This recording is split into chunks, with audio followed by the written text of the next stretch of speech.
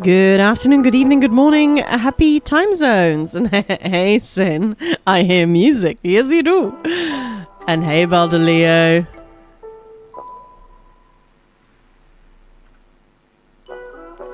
Hey everyone, how's it going?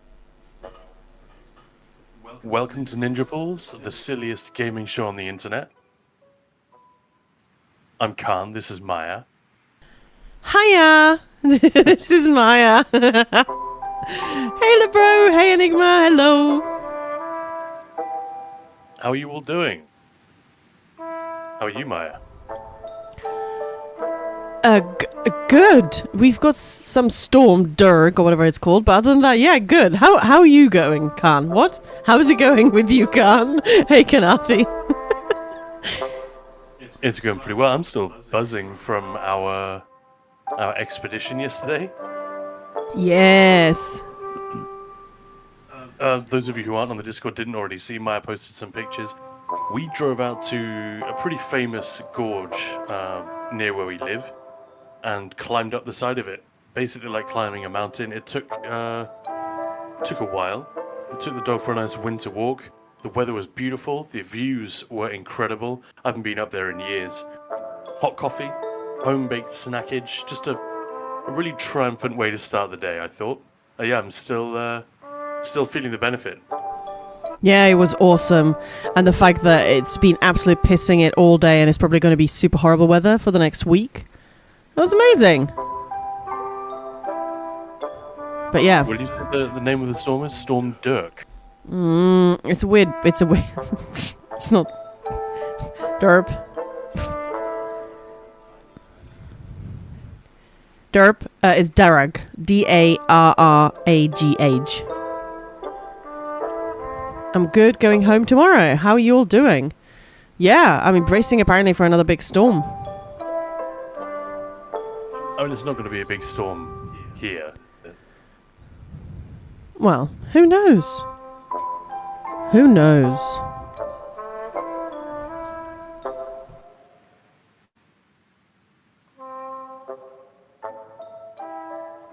Right, well, today we've got some ESO. We're going to dive into the Golden Pursuits thing and see if we can break every remaining thing on that list today. Should be doable.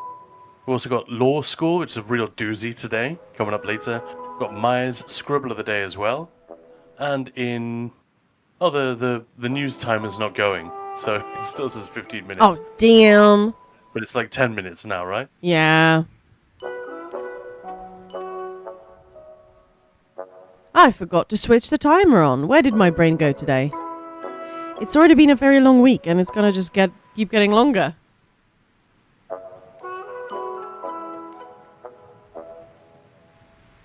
Yeah, let me just sort that timer out. So what are you building in Tiny Glade there, Khan? Nothing.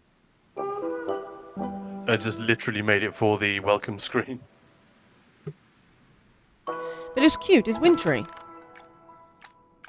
I can go back to my actual thing that I'm working on. Yeah, obviously not literally every single one of them, but the ones we can get. Oh, that looks fun. There's like a little bridge on those towers at the back. That looks really nice. When did you make this? Ages ago. We've even had this on stream a couple of times already. Oops.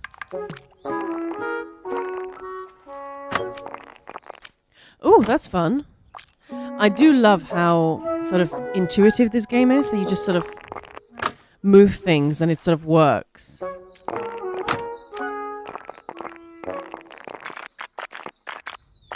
Or doesn't. Yeah, I'm definitely feeling a little bit subdued today. Just energy levels a bit. I'm sorry. Not to worry. I'm perking up. We're streaming. Maybe I'm still very tired from our walk yesterday, from our hike.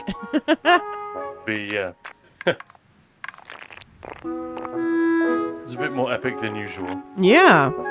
Even the dog's been asleep all day. Yeah, the dog has been kipping hard all day.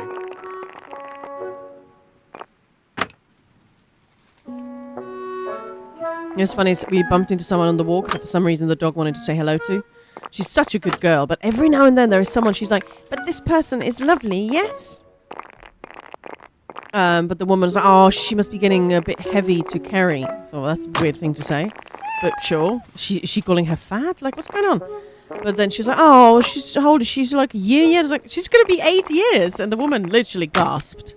That's always nice, right? She looks so beautiful. She looks so youthful and energetic. It's because it's a Labrador, and people are used to Labradors looking Being old, chunky, creaky, yeah. and fat. Yeah. Hey, Devil's Master. Meow. And she's not. She's a skinny bean.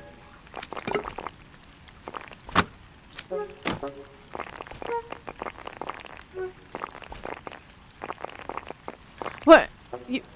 What's that basket of, like, oranges doing? It just keeps disappearing.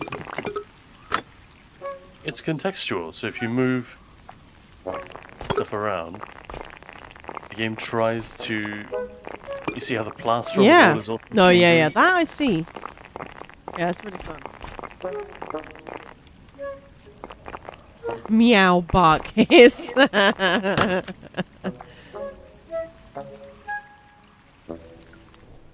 This is such a lovely castle. Thanks, I made it myself. I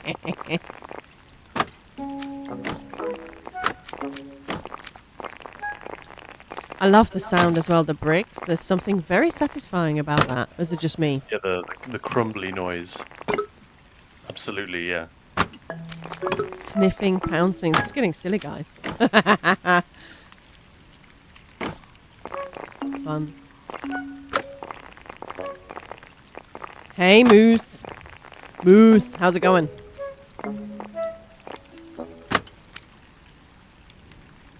was just saying, I'm feeling very slow today. We're always sitting. That's true. That's why you guys come here, right?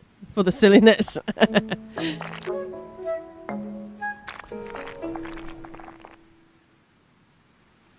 That looks beautiful. That's really cool. I love the towers as well.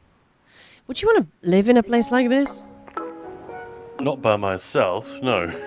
Well, I don't mean by yourself, but like 20 dogs maybe? I'm silly 24/7, yeah. Me Tell you too, what, pretty much. That question kind of reminds me of something that is often asked in the fields of architecture and town planning and sociology as well. Why do we always live as just family units? Or like, Yeah. why are there not more communal living spaces? So, you know, like you live as a lot of student halls have this sort of format where there is a communal sitting area, like a lounge. What do you call it? You know, a place with a sofa Yep. and a TV, and then a kitchen.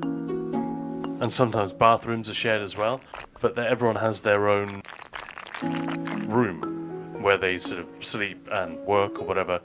But there are surprisingly few living spaces like that, like out in the wild. I know that there's a company in Denmark that's been making them around Copenhagen, and they've been experimenting with this for a while because all the research indicates this is a much more effective way to live. It's far cheaper, it's much more energy efficient, it's much better for our mental health, and it's easier to find babysitters and stuff like that. You know? Yeah, the idea of living in a place like this, like everything about it is okay. It's what I think is, it just would be so cold. So the idea of having like every room heated, but if it's just a small family or 2 people and a lot of dogs, Yeah. that's dumb. That's why there are fireplaces everywhere, see? Yeah, I know. I love it. I was smart. I thought it through. You thought it through. Are you thinking of me? Because I'm always cold. Yeah. Yeah.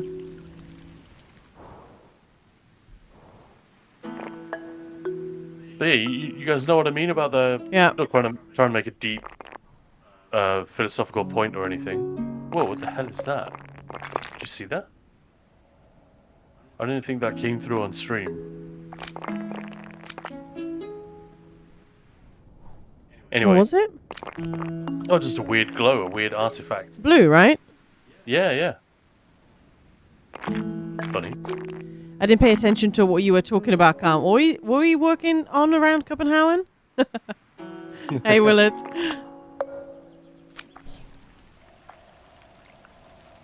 It's just one of those things when you think about it. It's like, yeah, why is that the default? Always.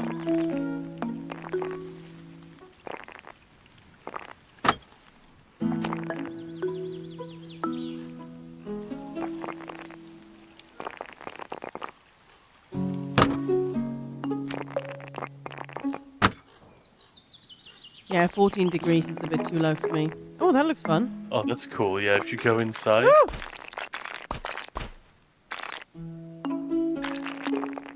You can see through the windows. Which is weird, because when you're outside, you can't see in. Yeah, the blue grow? Pete's sake. The blue glow did come through. So yeah. Did, yeah. Okay. 14 Celsius is cold. Yeah, same. No. Look at that. Oh, that's so cool. Oh, I didn't know there was a thing. I'm not... Yeah, it is coming through on the stream. Oh, that's so cute. The autofocus is like, what's going on? I don't want nighttime. No. Spin on, bruh. Nighttime is cozy. And nighty. What? Yeah, all the lights come on. That's pretty fun. That is beautiful.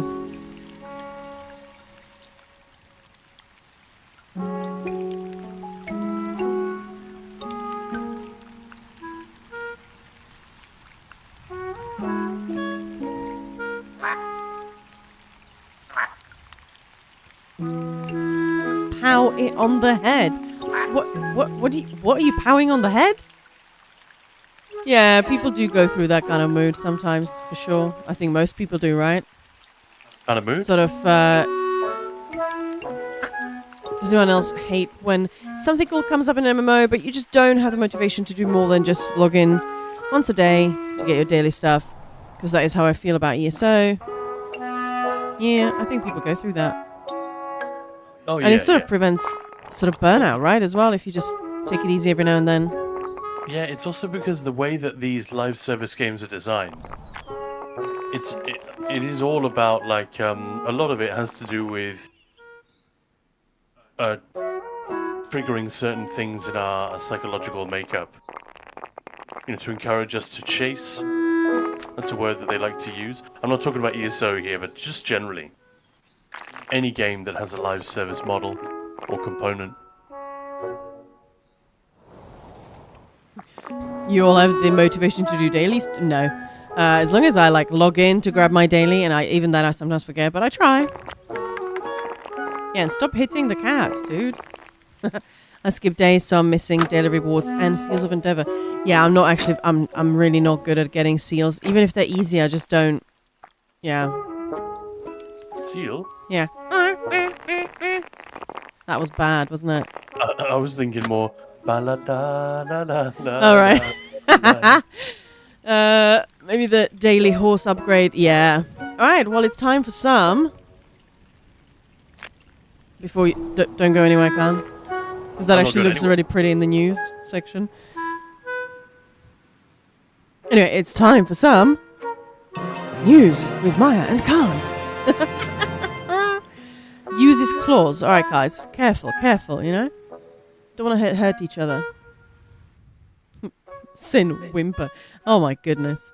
All right, so world news. I'm just going to rattle through a couple of things that I do think are important, but perhaps not. Well? Yeah, perhaps not well. So this is pretty horrible. Yeah, that was a weird thing to have to do. So manhunt underway in New York for the killer of Brian Thompson, CEO of United Health. Police released a video of suspect from surveillance cameras. Like, you can actually see the whole thing go down, which is kind of terrifying. No motive has been determined. Words carved into the shell casings, media reports say. An attack was planned, police say. So, yeah. France's Macron seeks new prime minister as Barnier resigns. Kind of a big deal. Vote of no confidence. So yeah, a little bit of politics. You know, we want to keep it, you know. Not the sexiest news, is it? No. French politics, but hey, that's what's happened. And in the just moving on swiftly.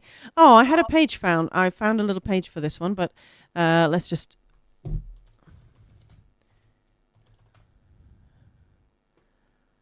Wicked the movie. So. There we go. The inevitable backlash against the Wicked movie has begun. Some people think it's too woke, of course, despite the fact that it's a fairy tale land. Some people's brains are now just hardwired to see woke everywhere and cry about it. The film has also been mocked for featuring a warning that it contains scenes of discrimination against those with green skin. Hang on. Is that actually a thing? Yeah. So when you go to see the movie, does that come up? Apparently, yes. Yeah. So that's okay. That feels a little silly, actually quite very silly. But then again, maybe the studio just wants to, put up a warning sign on everything just in case someone decides to complain. Then they can say, "Hey, we warned you." Yeah. But yeah, more thoughtful audience members have complained that for something so fluffy and frothy, it's way too long. It's even longer than most Avengers movies. It's almost 3 hours, isn't it? But it's definitely part of a long-running trend and not just a naughty thing that Wicked is doing. I saw a great article by Rebecca Shaw. I think Khan actually showed me that anyway. But she argues that this trend needs to stop. And then we as an audience are like frogs in slowly boiling water as movie makers make films longer and longer without making them better. In fact, they're usually less entertaining and effective as a result. Obviously, some films do need 2 to 3 hours, but the vast majority do not. And this is just part one as well, Wicked. Crikey. 6 hours, really? But yeah, if you can't get it under 90 minutes, then don't bother. That's what many critics think anyway. What do you guys think? What do you think, Khan? I pretty much agree with that, based on... I'm no expert, but, based on what I do know and what I've seen when it comes to movies, yeah, it's actually quite rare that a movie needs to be longer than 90 minutes.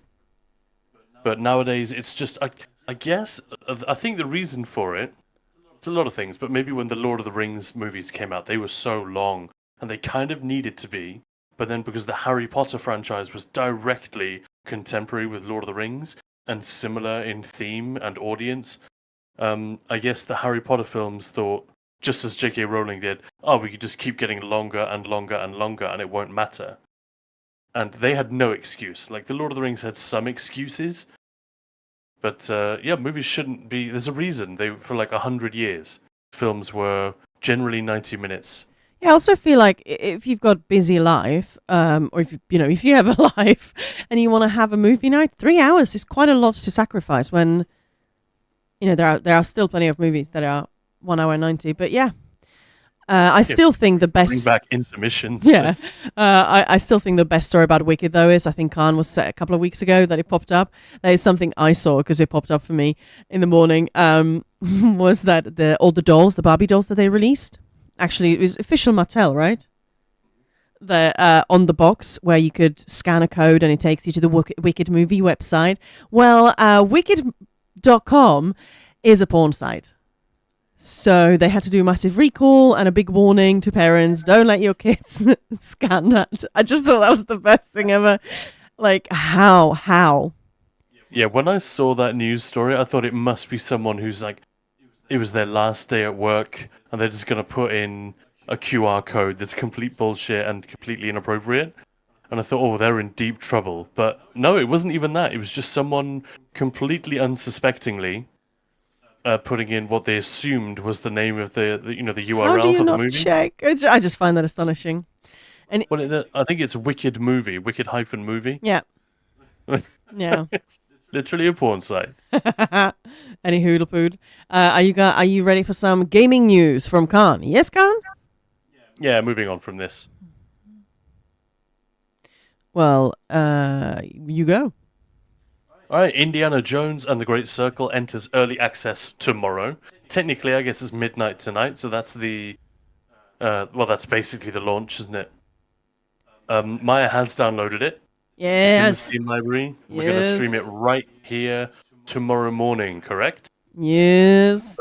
Bright and early. We don't normally stream then, but we're gonna make an exception because this is a game that neither of us were particularly interested. You know, we were sort of interested in seeing how it turned out, but it wasn't something we were talking about buying necessarily.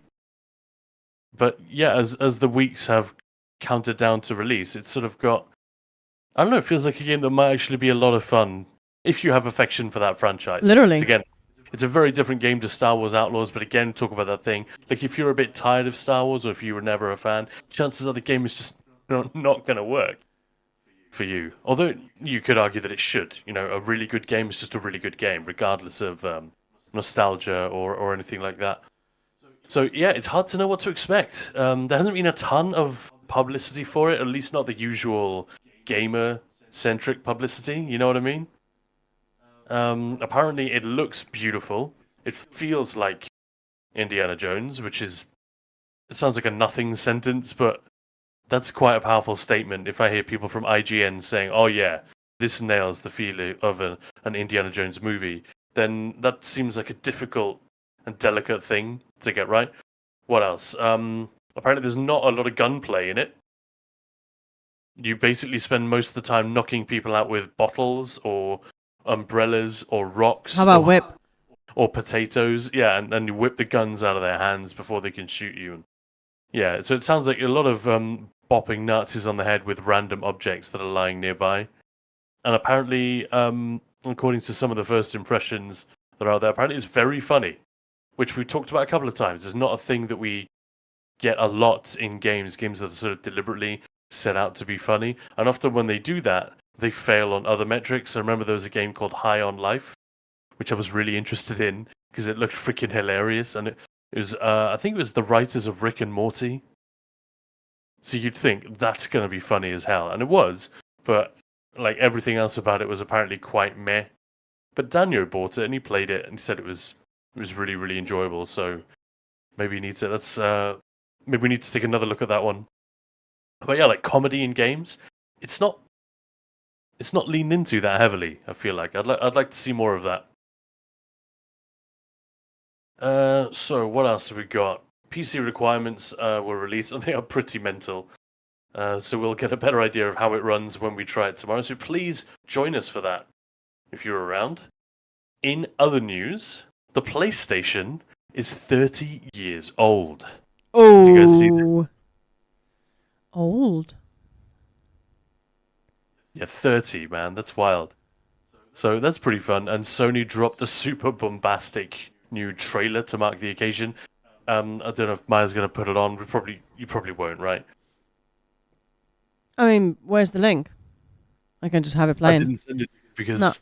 Oh, then don't bother. it's really, really silly and over the top. The only reason I'm really mentioning it, it's like, guys, it's a gaming console, not a Starship. But yeah, the only reason I'm mentioning it is right at the end, they show and pay attention, Sin, if you haven't seen this, they show a couple of seconds from Bloodborne in very nice 4K Bloodborne. Just a couple of moments. And it might mean nothing, but fans are getting very excited about this. Just the fact that Sony have done something where Bloodborne officially appears. You know, they're acknowledging its existence, and people are thirsting for, and have been for years, a remastered version for the PS4 Pro, then the PS5, and there's just been nothing. Silence. Absolute silence. So people are excited. It doesn't mean anything, but you know, we might be getting a remastered Bloodborne, and if they are working on it, wouldn't be great if they actually released it for PC as well. I've never even played the game. I think it's probably the FromSoft game that I was most interested in trying. Before Elden Ring, anyway. It could be nothing, but I thought I'd mention it. So PlayStation 30th anniversary, and there's a very teasy glimpse of Bloodborne in there, which has some fans very excited. Did you guys see about this, or is that news to you? Yeah, I don't have it because PS only, and I don't own a PS and probably never will. Well, exactly. FromSoft have such a loyal following who would love to play this. Even if they've already played it, they'd love to play a remastered, future-proof version. Because apparently it is quite janky in terms of performance, and that's just the only version that's ever been available. Moving on to ESO news. We covered most of this yesterday, so I'm going to go quick. New Miramore crates, yada yada yada. We looked at literally everything that's in them. We won't do that again because they're live now, so you can just log in and all of it is in game. You can see what's in there. More importantly, the second Golden Pursuits campaign has been going for a couple of days, and Maya and I are going to see if we can't earn some of those more finicky pursuits right now. But as before, most of them will happen automatically. We went through them, and there's been some discussion on Reddit and on the ESO forums and various Discords about how easy are they to do, and is it unfair that some people won't be able to get that there are 5 of them for leveling like 10 levels, 20 levels, 45 levels, and there are 5 of those which on the EU server I can't earn because I have no character slots left. 20 characters all fully leveled, so I literally cannot do it.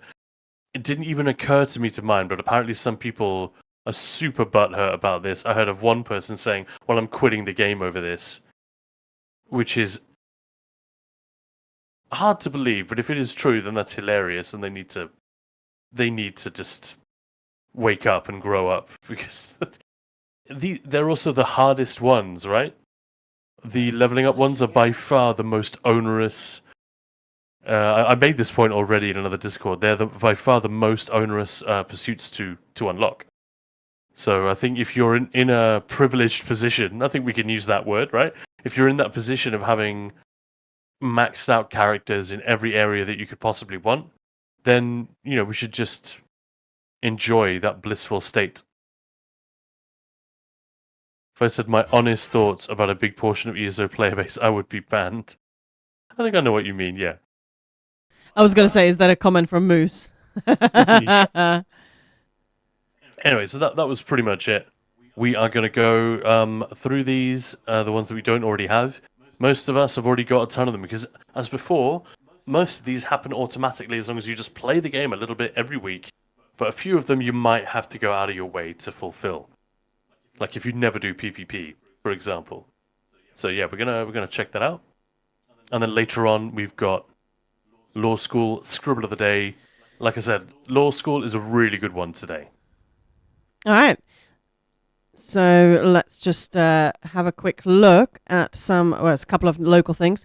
We have a little poster now for this one. So just sort of putting that out there again. I've got my interview, we have our interview with Nate Perkypile, the creator of Axis Unseen, which is this... The Axis Unseen. The Axis Unseen. So the guy who worked on Skyrim, Fallout, decided to just do his own thing, and you're hunting down folklore creatures to a heavy metal soundtrack.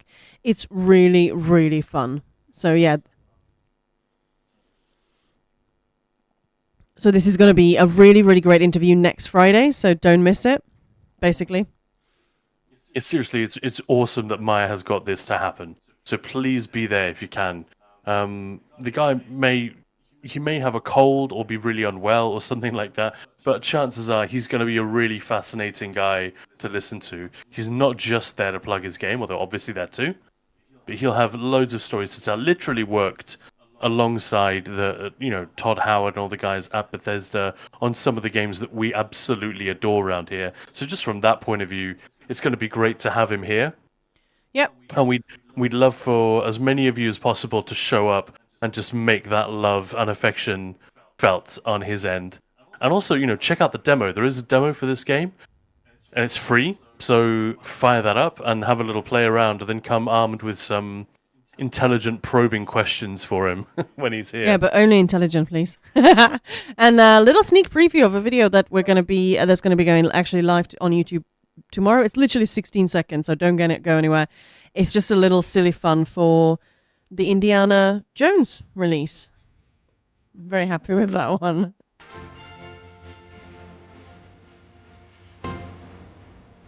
If you've seen the movie, you'll get it.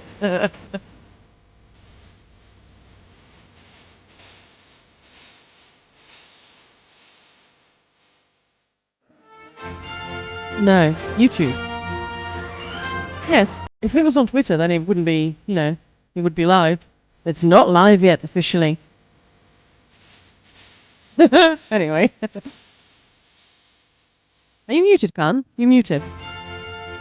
How disgusting does that thing look? No, it doesn't. It does. It's freaking gross. It looks freaking delicious. It kind of looks delicious as well, but Any hoodle. Well, that's that. Well, that's it. I'm Let's log serious, into the man. game. I'm gonna start counting how many times you say any hoodle. Go for it. Any hoodle poodle. Any hoodle poodle. There you go.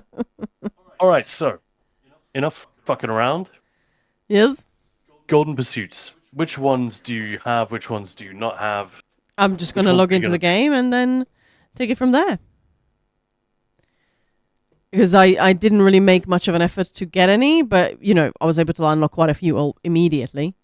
Yeah, I've literally made no effort to get any of them.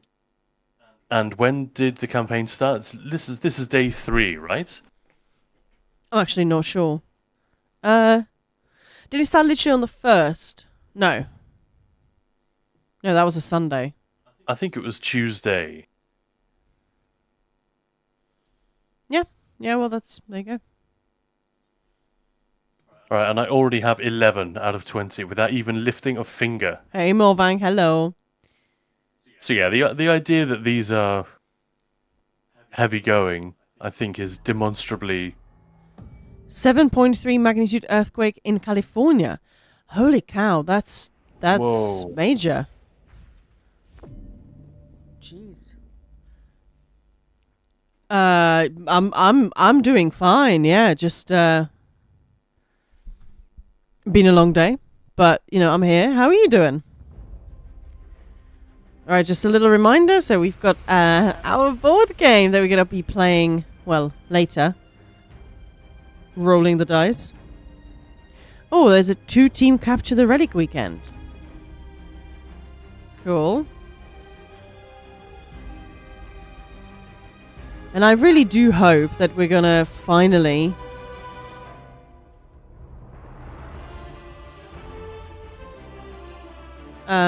drop on something interesting. Why are you rolling the die now? I'm not. I was just showing it. Oh, right, you're just reminding everyone where we are. There's a weird artifact on the overlay.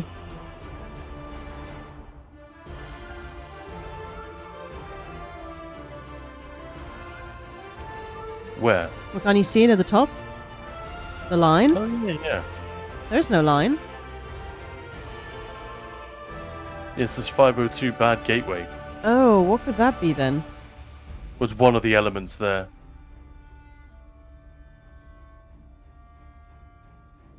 Probably one of your widgets has been taken down for maintenance or something.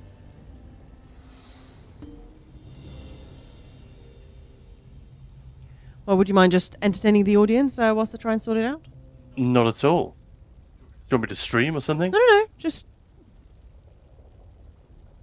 Alright, well, the golden pursuits that I have earned without trying, specifically, are complete 5, 10, and 20 quests. Because, you do... I haven't got writ 20 on- yet. Well, you do writs on 3 characters, Yeah. and that's done. Who hasn't got 3 characters? Earn 10 levels, obviously I'm not going to get that one. Kill 5 world bosses, 5 delve bosses, and complete 5 incursions. Those are 3 of the ones we're going to go and get. Complete 1 group dungeon, 5 group dungeons, kill 200 foes with class abilities, got all those.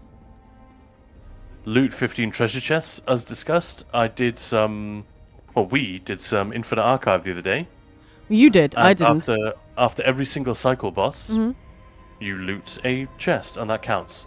Same with dolmens and anything that spawns a chest at the end like that. I'd imagine the... what are they called?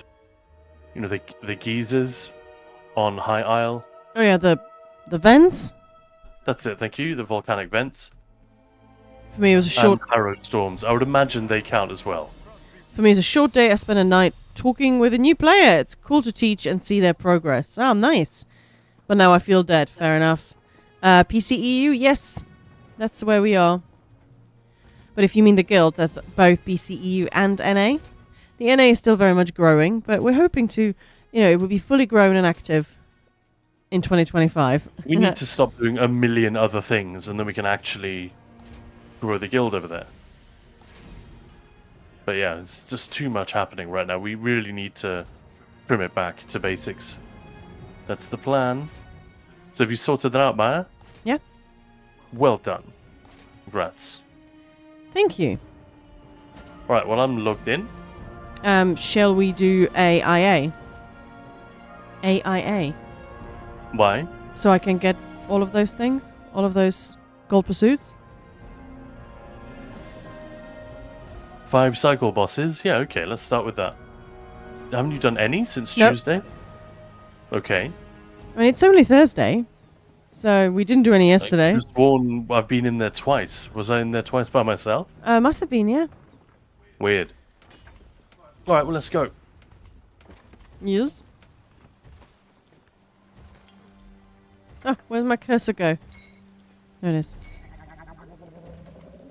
Well, could you plus up How when many you're do you live? have? I'm changing character Okay. because you Yeah. said we were going to Infinite Archive. That's cool. I didn't know what you were on. That's fine. How was I supposed to know? Do this, do that. Jeez. Anyway, how many have you actually done? Where Out of 20. are they again? Just open Oh it yeah, up. no, it's there. Sorry, I just couldn't remember where they were. Well, 6 out of 20 for the big one. Yeah, 6 out of 20. So I've already done 5 more than you. Wow. But you'll soon catch up. All right, are you already in? In the game, yes. Yeah. In Infinite Archive? No. All right, well, I'm porting in. I had fun on NA. On EU, I was chasing a meta and trying to be the best. And I played on A for fun because there were no people who knew me. So I didn't have to meet expectations. All right.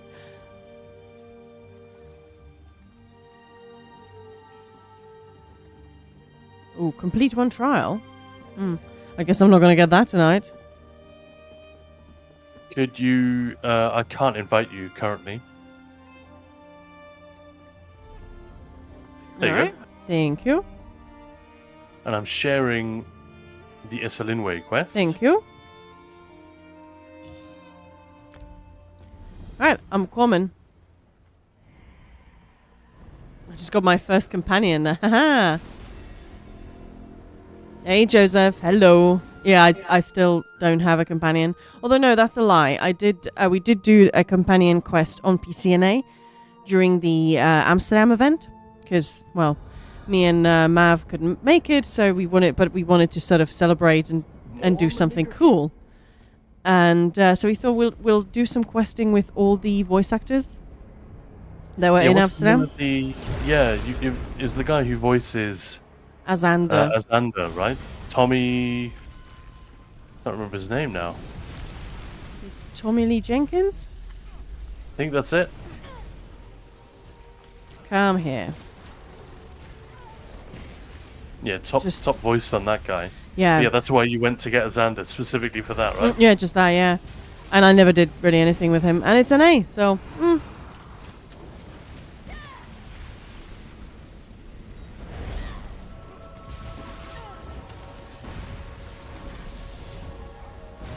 Come here. Well, There we go. people keep saying they do have a practical purpose, but... unless we're really going to quibble, the companions are just there for fun. They're Yeah. not there for sort of combat effectiveness. That's fine. And as long as people realize that, then everyone's happy. Yeah, if you don't expect them to solo a trial for you. Be careful. Oh, it's dead. Not to cause any more disarray. Why is that one chasing you? Rude. Get ink everywhere.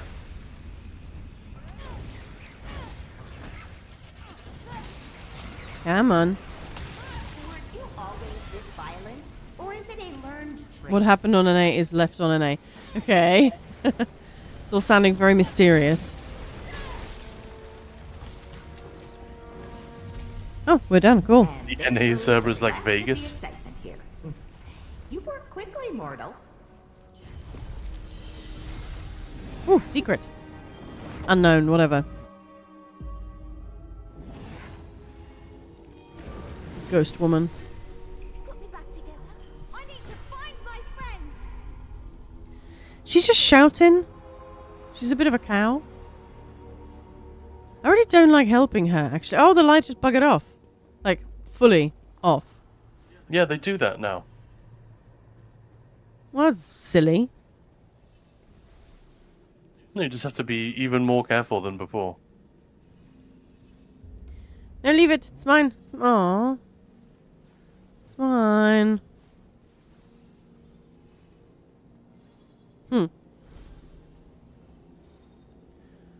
Inhaled too much spaghetti, so now my stomach hurts. Well, Childish problems.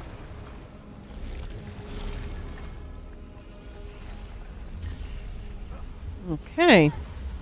Yeah, it's the problem if if you're still in the middle of the day, you still have half the day to get on with and do stuff, and you're like, I'm so hungry. And yeah, then you can't move for the rest of the day, and that's it. 3, 2. 3, 2, 1, One. oh.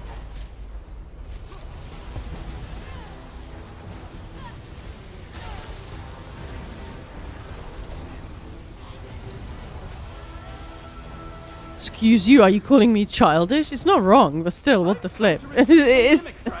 I ate too much, so my tummy hurts. It's a funny problem to have. We've all been there. The problem is childish, absolutely. But I don't think it's a bit of a stretch to say that everyone who suffers from it is therefore childish. Oh, That no, would be no. like, that's almost everyone. Yeah, exactly. We've all done it. Yeah. Especially with pasta. What is it with pasta? Like, judging how much you put in a pan. As a chef, I still don't know how to do that properly. And then I eat too much.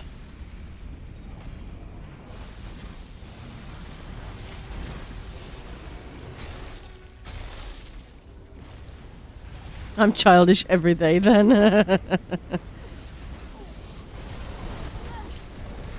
There are far worse things to be. Yeah. Are you done in here? Oh, nearly. That's good. Once a then. day, like a pig.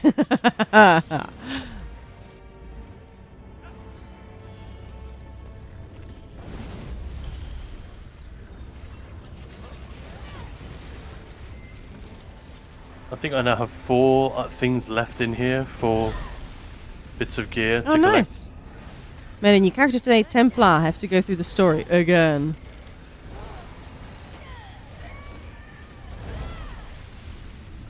A Templar, fun. Yeah. Is that because you actually want one, or is it primarily motivated by the, unlocking rewards and all of that stuff? Almost no one in the archive has martial skills. Yeah, it's the thing, especially still talking about the eating too much. Yeah, I'm going to be like that in a few minutes as well. That's the thing, like finishing a stream or just, finishing anything late and like, oh, I shouldn't really eat too much. It's close to bedtime and then somehow One. you eat too much. Yeah. Wish there were a way to carry on where you left off. Oh, you mean for the story? Are you doing the main story, like for skill points? Master Malchus needs There are this rewards. fragment. Yeah, You this one. need a portal. These, the class style Always pack. need something.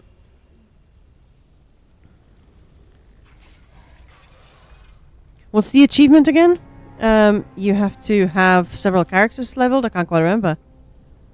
I don't know what you're asking. Sorry, say again. There's a reward for leveling several characters, like having several level 2 what? Well, there's something in the crown store right now. The skill style. Yeah, no, I'm looking at that. The class style you- pack. Yeah, Yeah, you need to have 2 characters at level 50 that's it.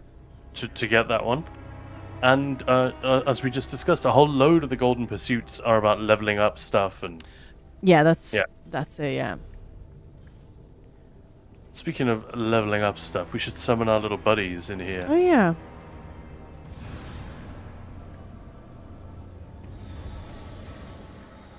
We took the trouble to earn them, so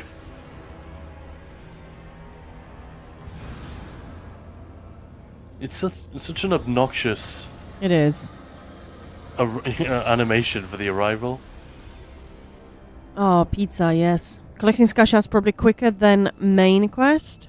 It depends what you're doing. Yeah. Oh, I don't think so. The main quest, if you Skill don't, points. if you abandon story mode and just absolutely blaze through it, then the amount of XP is extremely generous. You get those those purple glyphs which don't really drop from anywhere else. That'll level up your enchanting a little bit quicker, and you get a skill point for every quest beat. Yeah, there. Other zone quests, remember, it's not every single quest you get a skill point from. You get like 5 across 10 quests or what have you. Whereas in the 5 companions and the prophet storyline, 1 skill point for every.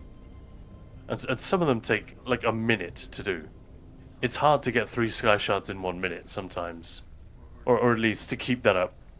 Yeah, I just shared a skill points in ESO. We did like a whole summary where to get them, an easier way to get them.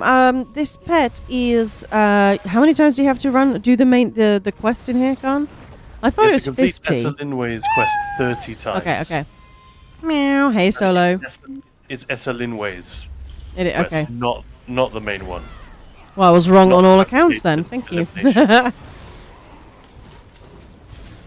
But I am doing another alliance, so it will be a little different, and I'm doing the story for the story. Want to go through it at least once. Oh, absolutely.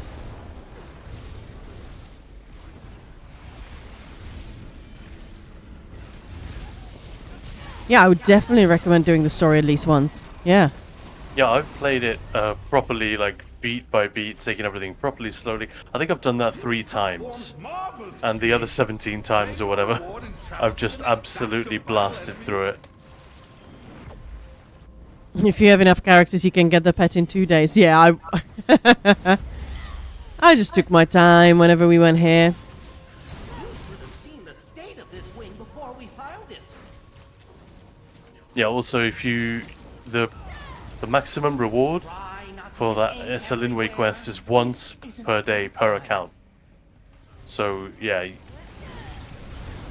Although you get the little pet Make faster, the calligraphies pay. Oh, yeah, there is yeah. a downside. What is it doing? It's just doing a bit of damage, right? Yeah, Yeah. doesn't do that much. Nah. It soaks up aggro if you're on your own, that can be handy. Not everything will attack you, a couple of things might attack the pet. And it can die, but it will respawn shortly after it Damage to the dies. general structure. Oh, blue arc beam looks nice. Can't wait for colored radiant oppression for Templar. Yeah, it's fun that they're changing colors. That you can, pick what you want it to be. So I like it. I really do like it. I think that's a really fun. It's a really cool feature, Yeah. Told me to check on you, yeah. but I don't use any custom skill styles. 3, 2, 1. But stop, Any? 'cause I don't think they're literally none. But I think they're a cool idea. Clearly lots of other people are using them. At which arc will it start to be useless, like being one shot? Never. Tendencies I don't think it ever gets one shot. Much to lose. I'll bring your spoils to Master Malketh. And you At least can I've create your never own seen zoo. that. Yeah. It's not a huge DPS increase, but it's still an increase for doing nothing. Requires no control. The only annoying thing is when it randomly pushes enemies away. Yeah.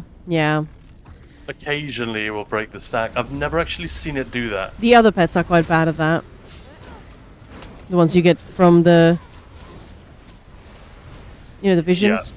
Yeah, that one is straight up irritating because it's like it kites enemies away from you. Yeah, it's annoying. It's occasionally helpful, but very rarely.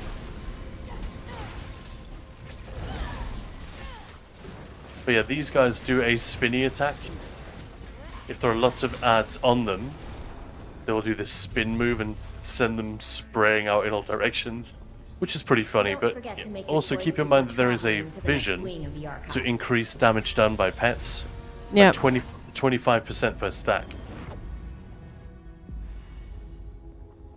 So eventually it becomes meaningful.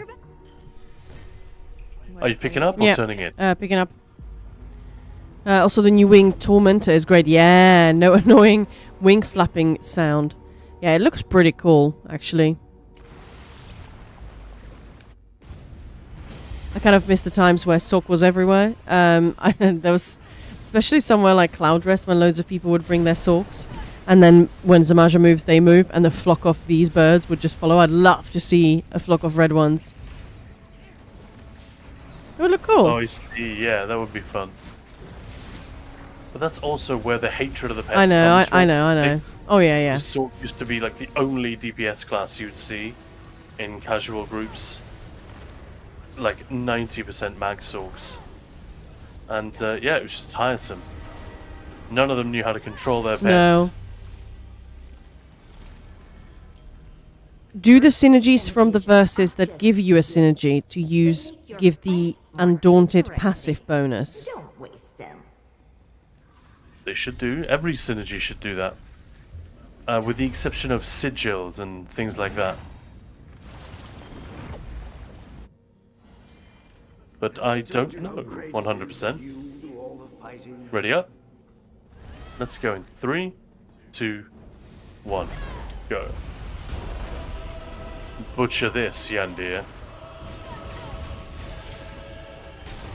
Yonder calls. Do you answer? Nah.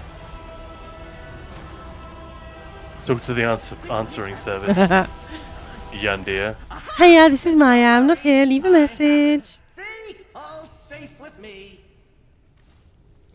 Pre-nerf Oakensork in Vasi. I've never been in an Oakensork group or anything. I think we've had some pop up every now and then in an open trial, but yeah, I've never been part of it.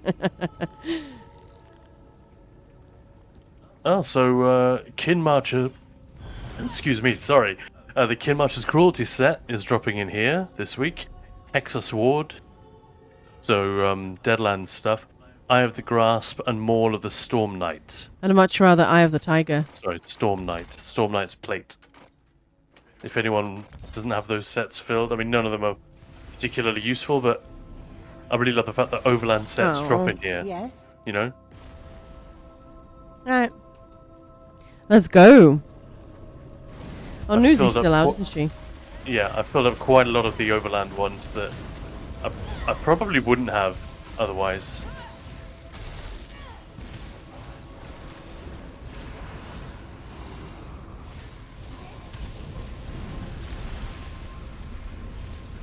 It was great in Vass. I got my IR with Oakensork. I'm done tryharding the trial.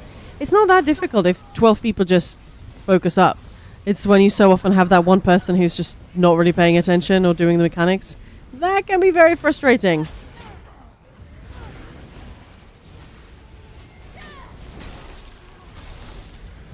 I remember my first IR. It was ages ago. But that was pre-CP 2.0? Make your choice while Master Malkus prepares I can't remember the now. portal for But yeah, it's a long time ago. But It's never sounded more like a 12-year-old. Like, pre-CP I was thinking. And it was all going really well. You know, we had some really good clears. It was more like a farming group, but then might as well, right? Stay and see what happens. And we were doing really well in the last like few percent. One of the DDs just had the cone. Forgot that he had a healer behind him and just suddenly started running around with it. So I had to run across the whole thing just to avoid that freaking cone. That was scary. Yeah, and that's, I know Vass, Oakensol and Vass is a little bit of a unique confluence of factors, but you sort of are making the case against Oakensol by putting it that way. You don't need to try hard in Vass to get Immortal Redeemer, you just need to play the mechanics. So just to play devil's advocate, you know, don't take this the wrong way. But for someone to say, well, I wanted that trifecta and I didn't want to do the mechanics, but this mythic enabled me to square that circle. That's sort of the problem that a lot of people do have with the set, even if it's even in its much diminished current form. I say much diminished. It's not that much diminished, is it? It's still ridiculously strong. But it's an interesting trap Zos made for themselves with that. with that set. But when it originally released, it completely broke fast because it worked totally differently. The original Oaken Soul. I will drown you in ink. That was absurd. I remember being in there with Sin and Winter and a few other people, and we all brought Oaken Sorks, Stamina, Sorcerers with Oaken Soul. The original version that had nothing to do with heavy. She's Genie. Oh. And it was ridiculous. Like I think we did a couple of clears with and a couple of clears without, and I got better damage without Oaken Soul, but only by like 1.5k. It was really, really close, and I had to work so much harder, and I had less survivability and all this. It was completely wild. Luckily, they did rein in that version pretty swiftly. But yeah, then they unleashed the current version, which they still don't know what to do with, because if they nerf it, every time they go near it, they get a certain part of the player base starts to Player get really base? weak. Yeah, well they. Yeah. I know what you mean. I'm not being literal when I say death threats, but the level of hostility is Yeah. pretty extreme. I've been in a They group say that anything about promoted Oaken Soul. Oaken Soul heavy attack builds. We done 100k DPS in Asylum, Planesbreaker, Griffin Heart, etc. on heavy attack builds, but not as many people knew we had godly supports. Also, if you know the trial like really well, getting the trifecta, whether you have a heavy attack set up or not, suddenly becomes, I don't say easy because but yeah, it's like once a group has learned VCR hard mode, Griffin Heart is basically inevitable. Yeah, Pretty well, much, I don't think anyone who criticizes Oaken Soul means it's weak. Yeah. They usually mean the opposite. It's way too strong, and it gives you... It runs the risk of leading us into bad habits. I'm not saying that. I'm not going to go there. Not today. We had that's loads of where the- people come to our guild say that though, as well. Yeah, so I've had someone say to me they wish they'd never heard of Oaken Soul. She literally used those words because she used to play Yeah. Necro before Oaken Soul came along. Then she played Oaken Soul for a couple of years, and then she went back and was like, I've forgotten everything. I wish I'd never dug up this mythic. I've run into so many Oaken Sorks with trial trifectas who struggle with mechanics in base game dungeons. I mean, that actually doesn't even have to be an Oaken Sork. This is sort of a funny story. We had a chap join a couple of our groups, and one of our groups was sort of just progging. We were not even going for a trifecta it was in Hoff. We just wanted to get some clears, get the hard mode. It was a baby group. Going in 3, 2. And One. he had the trifecta in there, and he could not do the triplets because we were doing mechanics. He's like, I don't know what the mechanic is. I don't know what it is. I was just told to stand here and do DPS. That's all he did. So he had absolutely no idea Fragment. what on earth we were doing. There it is. And that felt really like when I got my TikTok tormentor. No? Yes. What? That's what it's called, right? Yeah, the that's it. trifecta. Like we learned that trial. We were good at that trial. Most of the people in the group had never even done the hard mode when we started, and that felt really great. So I just kind of thought, what's the point of just getting a title when you don't even know how it works? I don't know. I would have been really sort of disappointed with that, because for me, it's all about the group getting really good, like in Cloud Rest, when everybody's just moving together as one. Nobody has to call it out. Nobody has to be like, guys, stack, I can't heal you. Everybody's just, that for me is the achievement. Who was it that said they got an Oaken Soul Planesbreaker? Morvang. Because I remember when were you in that Russian group that got it? I remember when that happened. Yep. And they did it, as far as I understood. I heard from one person who was in the group saying, oh, we did it to demonstrate how broken this set is. And there was a lot of pushback saying, well, you still have to be really good players. Oaken Soul didn't get the trifecta for you. And actually, in many ways, it's harder. There was a very brief window where the heavy attack Oaken Soul was still powerful enough to meet the DPS check on Zavaka. And in many ways, it was harder I heard it argued. I've never tried it. So hopefully it will never be strong enough again for that to be an option. But yeah, like in many ways it's more difficult because meeting that DPS requirement on Zalvaka, surely more difficult when you're hampered with a mythic that's got a lower damage cap, you know what I mean? Yeah, you're saying that was a very good description. It restricts the cap of your skill expression, but it feels so easy, yeah. Oaken Soul itself is literally overpowered. A big part of Oaken Soul user, however, do not grasp ESO combat enough to be even remotely close to using it to its fullest capacity. Yeah, it's if you just want an easy sort of combat, rotation, whatever, that's cool. But yeah, Hoff is so much fun. Yeah. Hey, Gunjet Samurai. And yeah, Movan can say, yep, the leader was amused that it worked. He tried to show the absurd level that it's possible. Yeah. Oh, well, congratulations. I remember being awed by that. Like, I was a little bit annoyed. I was a little bit grumpy that was possible. Oh, for God's sake, could they nerf this set already? But mostly I was just impressed because... Yeah, on Zalvaka, you're absolutely right. That's no joke. After 2 seconds of actually thinking about it, it's like... meeting that DPS check there that's impressive no matter how you do it. Even today, if you stack Arcanists and get it, it's still an achievement, you know? Anyway, let's go in 3, 2, 1, go. At the end of the day, as long as the game is fun, yeah. I definitely went through a phase where I was much more grumpy about stuff like this. And you're not there anymore? Not really, no. Much more chilled. Really? I do form an opinion on things.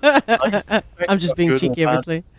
Yeah, if you invested in the game and think about the game and are engaged with the combat system for this length of time, of course you're going to form opinions on what is good and bad for the health of the game and the experience of playing it. Inevitably. Yeah. It doesn't mean those opinions are correct. It just means that I can't help but have an opinion. Yeah, sometimes. Oh, there's our Marauder. What? Where? Oh yeah. I'll leave this one guy alive. Hey, Hilkarax, how is it going? Oh, you're gonna do your washing machine over there? All right. All right. I get so bored fighting this guy without... Not bored. Yeah, this one, I really feel the lack of focused efforts here against this dude. Because if you have the focused efforts, you can just chill, lay back in the cut and just spam susceptibility, you know? Hilkarax is dead. So much easier.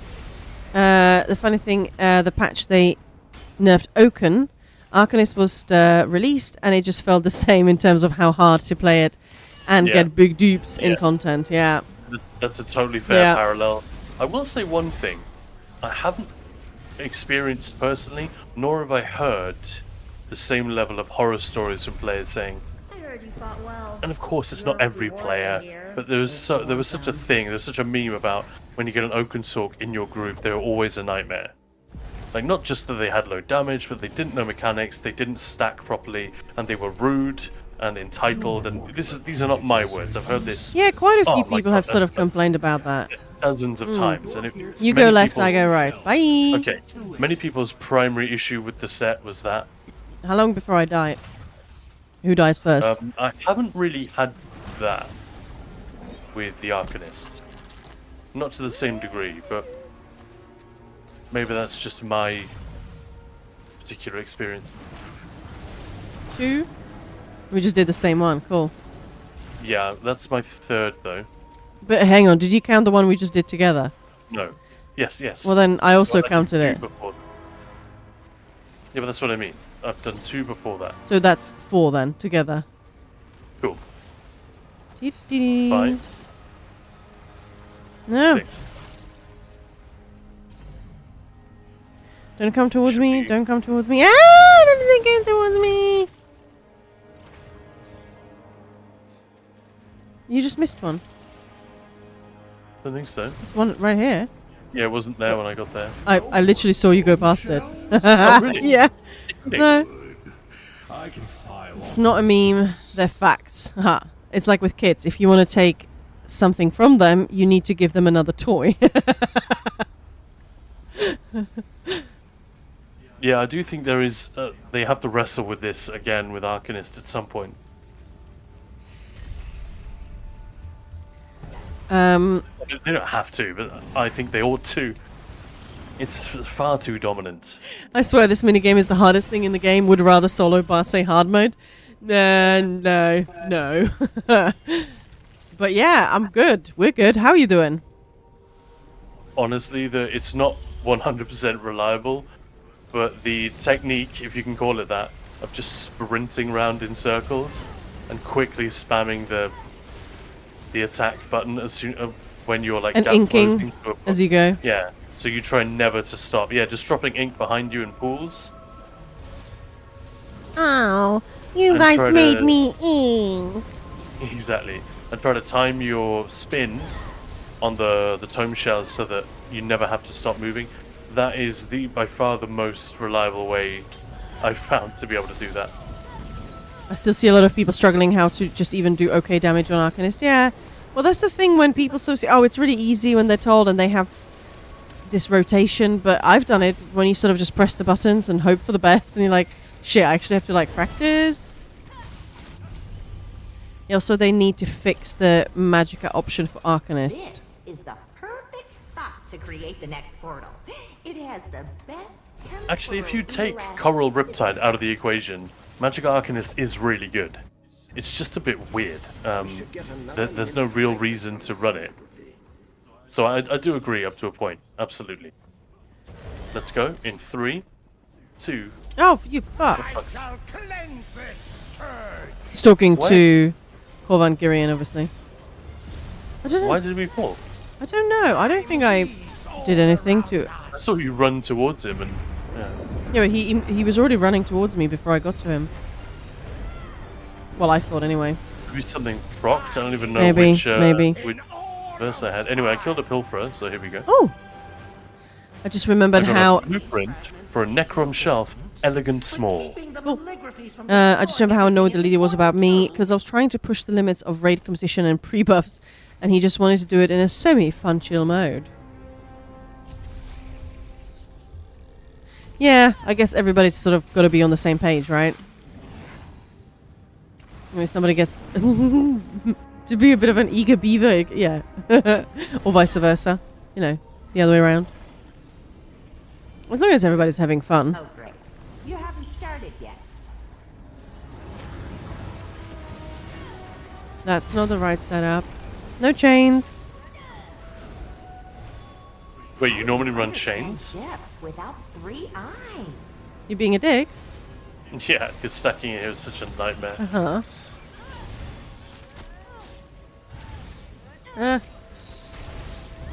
But to be fair, between Void Bash and Yeah. I was gonna Um, say. or the Rune, we usually get the job done. And then I bring in some strugglers with chains. I just was perfectionist, I guess. I mean, if you're in a group like that, I'd say that's Creatures sort of are expected, gone. I right? can resume my work.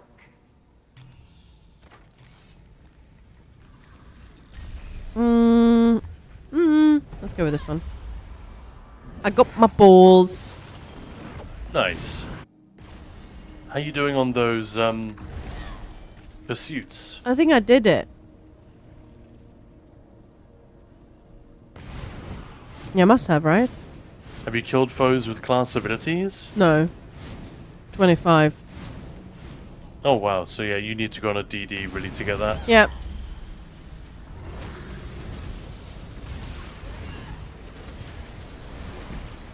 Heavy attack was a meme. It felt weird to some people. Yeah, I get that. What race? My character. Imperial Warden. But I found pleasure say, is- making it somewhat competitive. Yeah.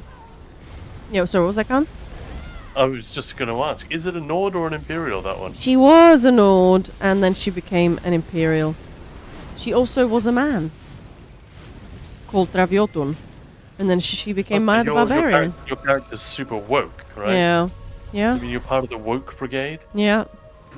On what? I mean, I'm not that interested in the movie. I have nothing against it.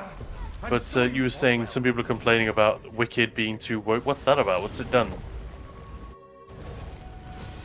The maligraphy should fear I love that you said, despite the fact that it's in a fantasy world. Boss. Is it just because it stars 2 female characters, or what's the issue?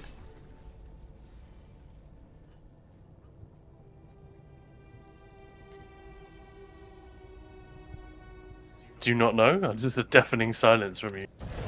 Sorry, I'm just trying to read. Yeah, let's go. Right, 3, 2, 1.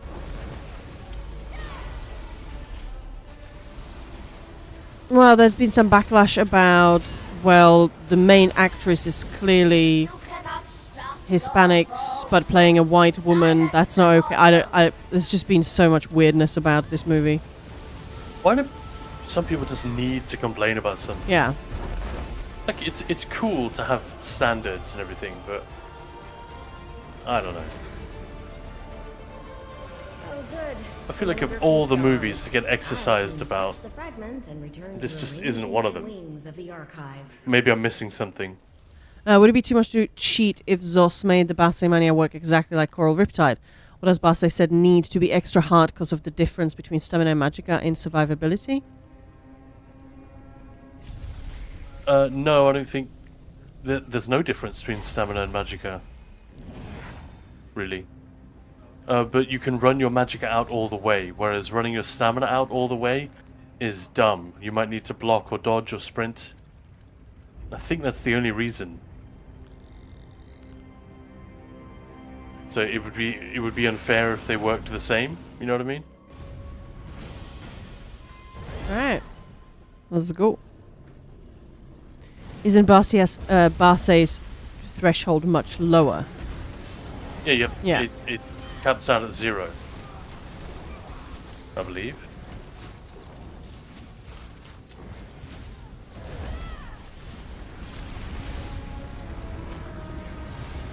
On the Sun Eater.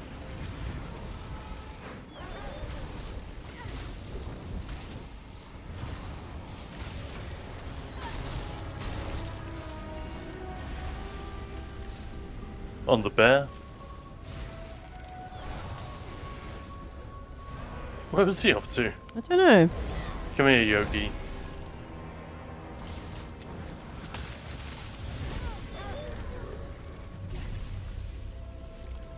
Right, we've got Thoat coming up after this next room. Gifts from Hermaeus Mons Oh, already? are ready for you here. Yeah. Nice.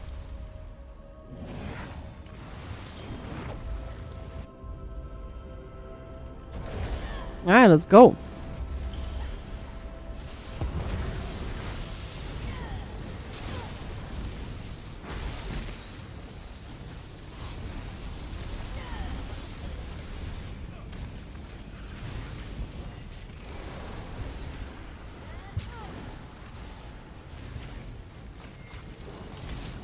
Yep. Thanks for that.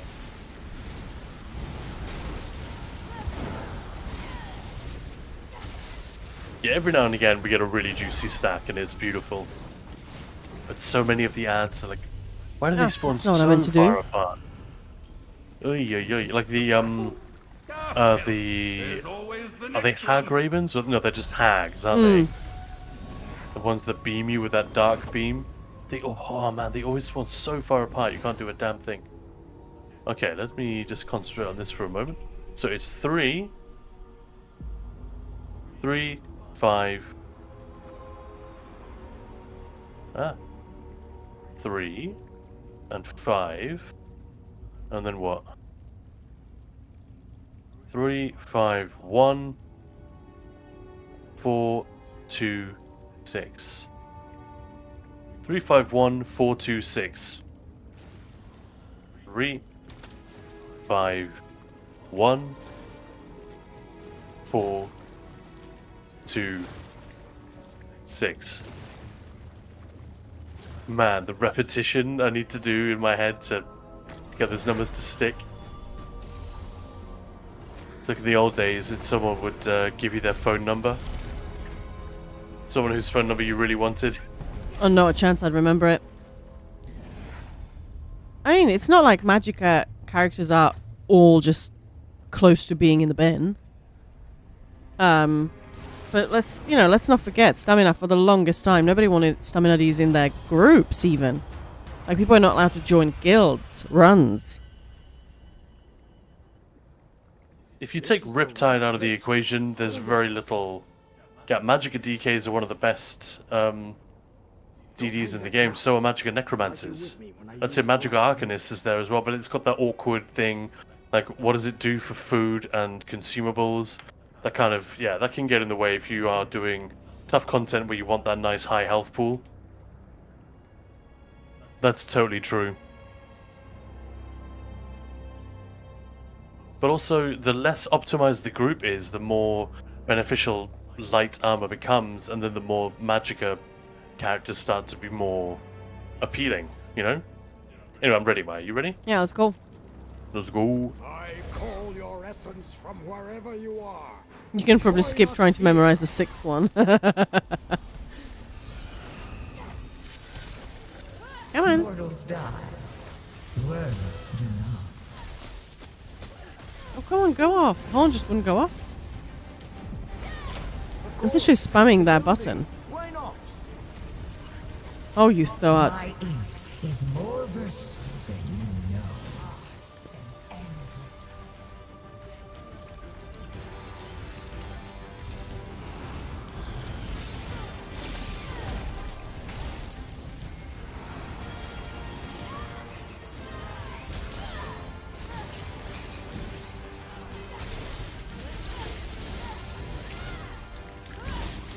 Look at me, Thoat. I'm a Look at Oh, me, that was Thoat.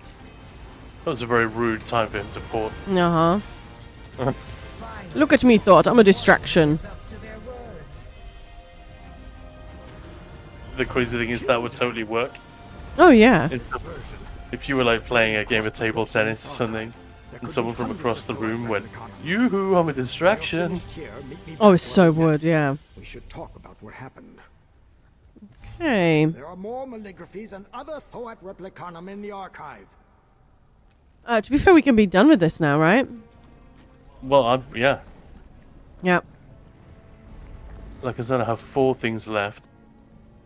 And 10 levels can do that. Kill 5 world bosses, 5 delve bosses, 5 incursions.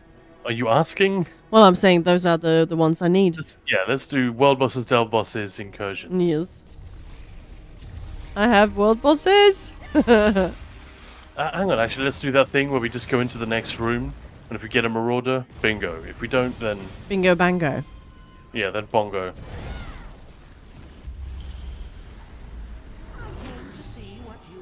Oh, wrong flipping setup. I thought it wasn't right.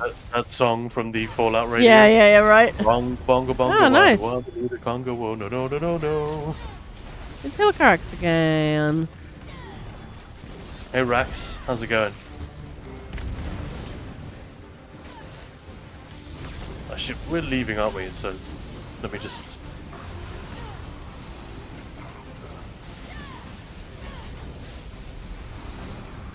Did you see what I did? Yep. I want to do it. Go for it. No, I think when I'm eating it, I would get killed. Oh, I see. Well, you can just lose aggro. If you want. Nah, easier to just get the fucker done. Oh, you moved him out of my... actually, no, he was still in the old. Bingo bango. Alright, come on, die, buddy. I'm gonna let my buddies kill him. There we go. Yes, I do have chains. Woohoo! The Magma Scamps are so freaking cool. They look so badass. Not many books misplaced here. Shouldn't Yeah, Well, thank you for that. hybridization. It's, yeah. Meta note is dictated by AoE boss fights. It doesn't feel like stamina is meta since hybridization patch. You have same skills on Stam or Mag, yeah.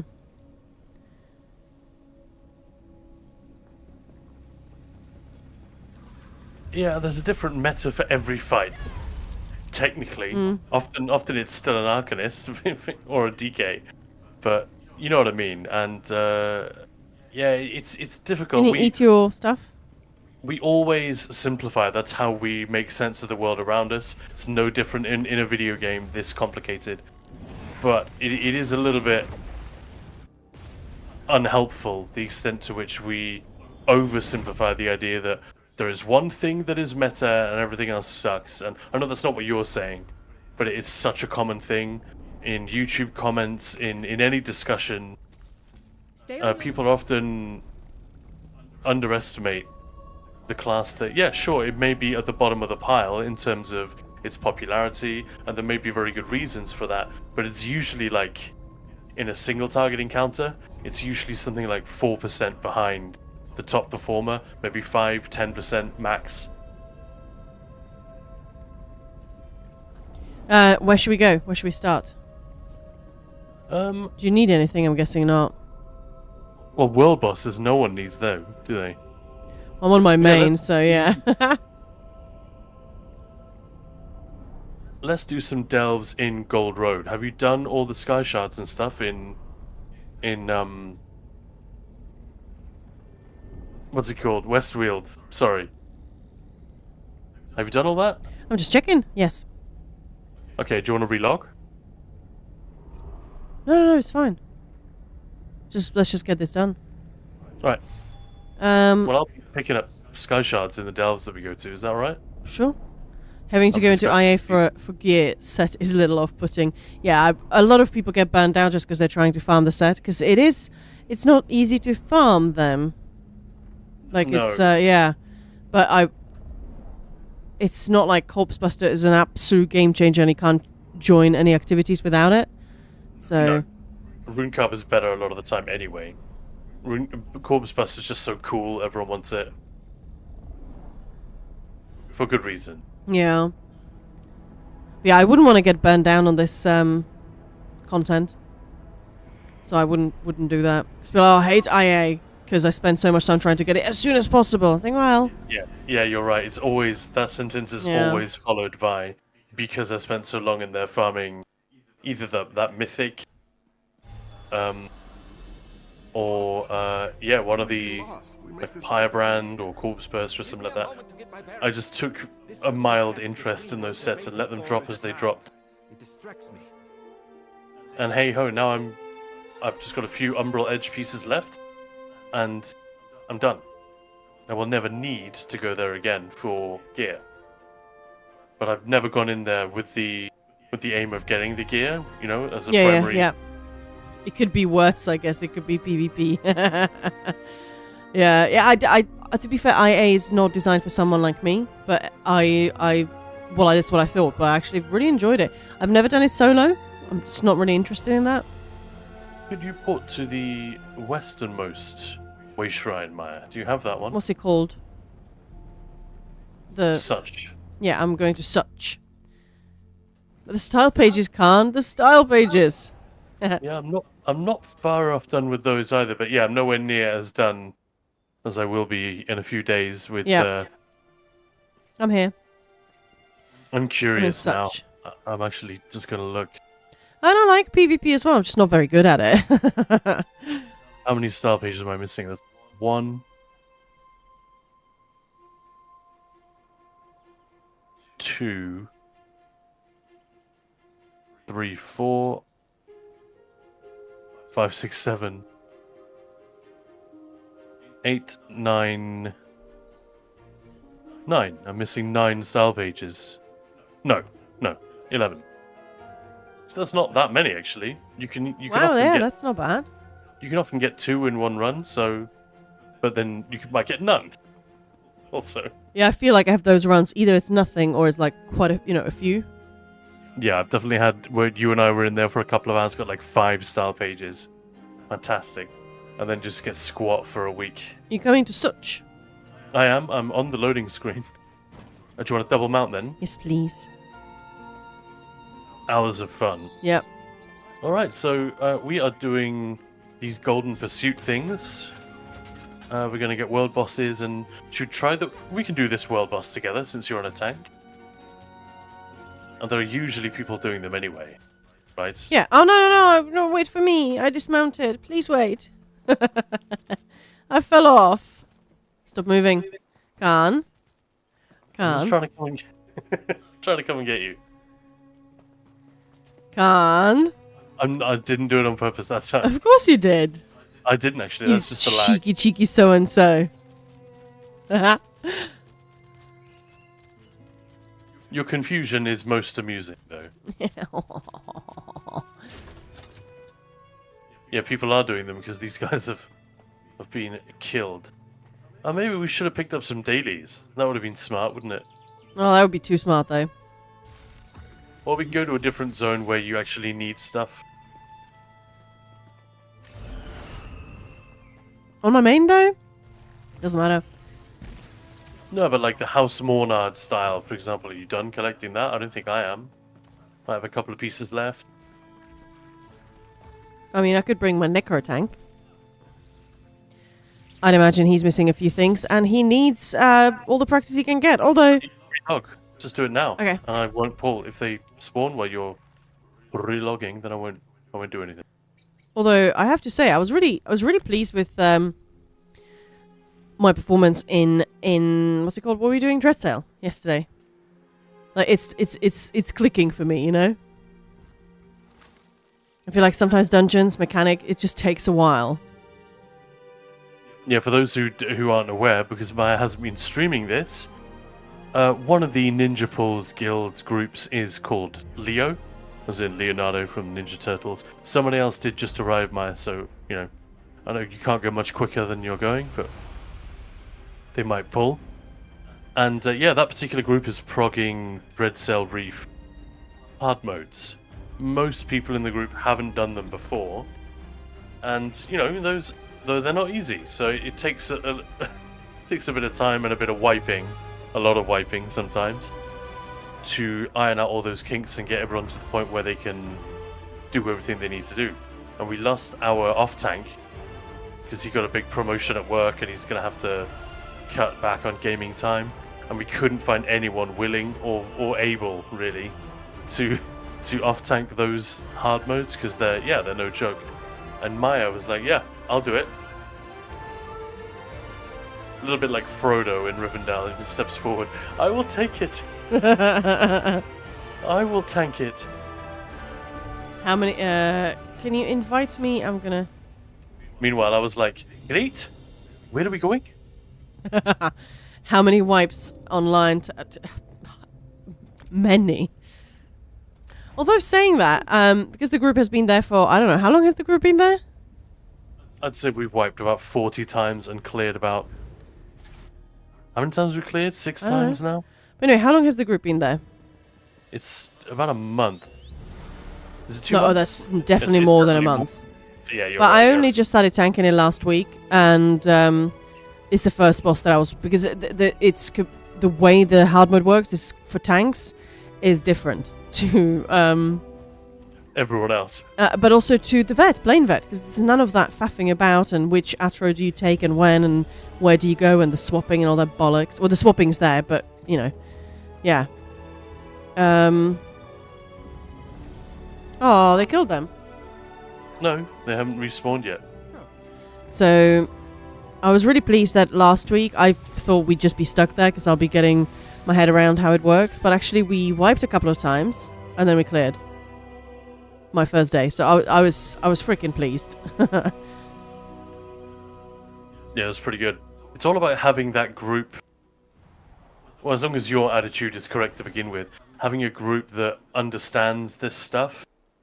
You know, these things take time, and a raid lead who is actually knowledgeable enough to explain what the hell they need you to do and why.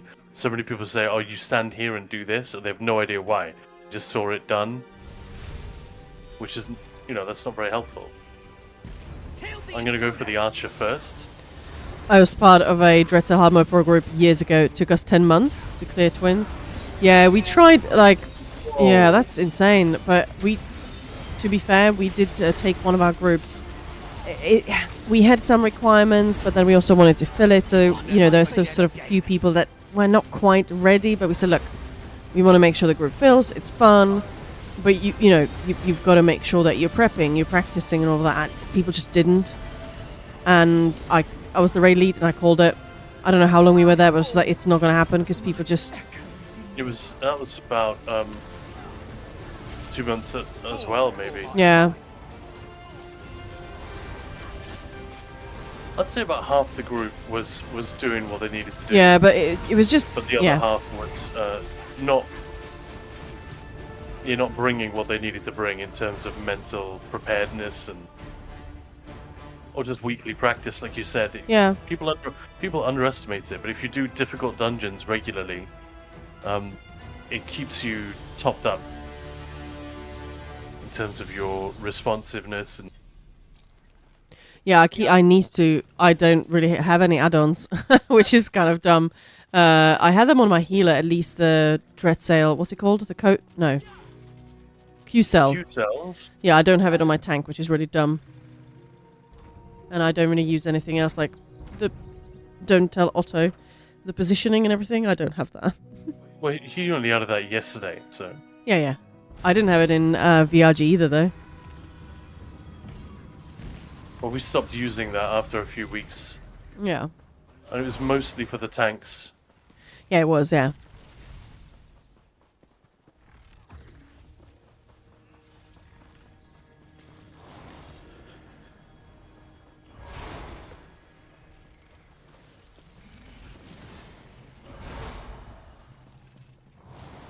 We want to go this way, don't we?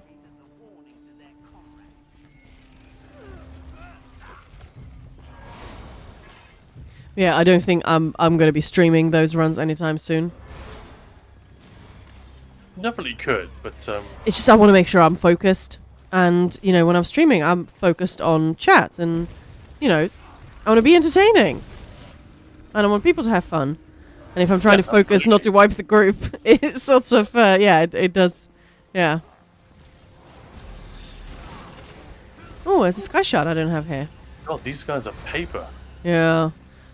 About the Yeah, meta. that's where we're headed. Yeah. About the meta. I can show a situation happened to me yesterday. I'm trying to have fun and break the meta. Where it can't go. Up, I can't read and try and.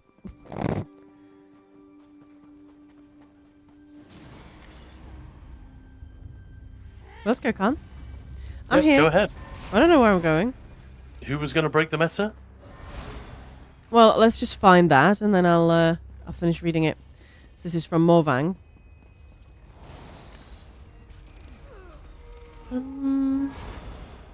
Break the meta, playing Max Sork as a lightning mage using Storm Curse, Set, and Shock damage abilities. I had some sustained issues because all my steel skulls cost magicka. So only very best group provided enough sustain with no regen food, but then I tried to go for a local open raid for a good score in VCR hard mode, and I was rejected because the Sork lacks AoE DPS, and if it builds AoE, it lacks target DPS.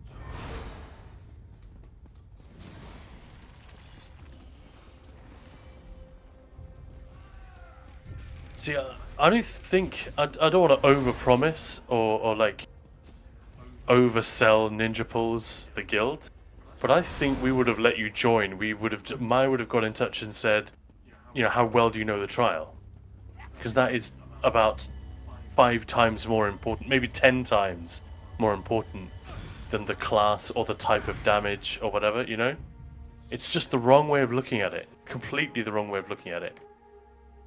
Yeah, I mean, when as I mentioned before, in Stamina, DDs just were not even accepted into groups. We were like, come on in, have fun. Oh, was I not supposed to reserve the Way Shrine? No, but I'm just down the road, so just... There's an add-on profiler where you can make different add-on profiles so you don't have to manually enable and disable add-ons. Right. Okay. I mean, I try and keep my add-ons to a minimum. It's just when I go into a trial on that character, if I need something specific, I'll grab it. Other than that, I don't really do that much. Insomnia Aaron, hey, how's it going? Well, you have to actually come to me. Turn right and come to me. Oh. That's how this works. Hello. Hello, hello, hello. I found my way. See, I don't get lost in games ever.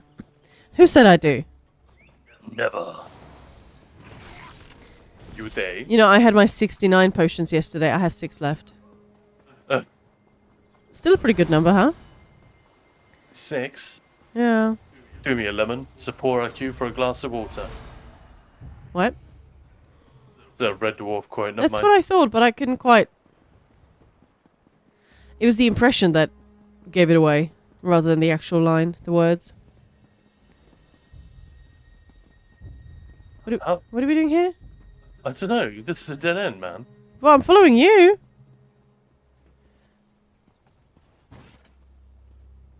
There are people that only respect meta and would sacrifice own desires for meta, aka meta slaves.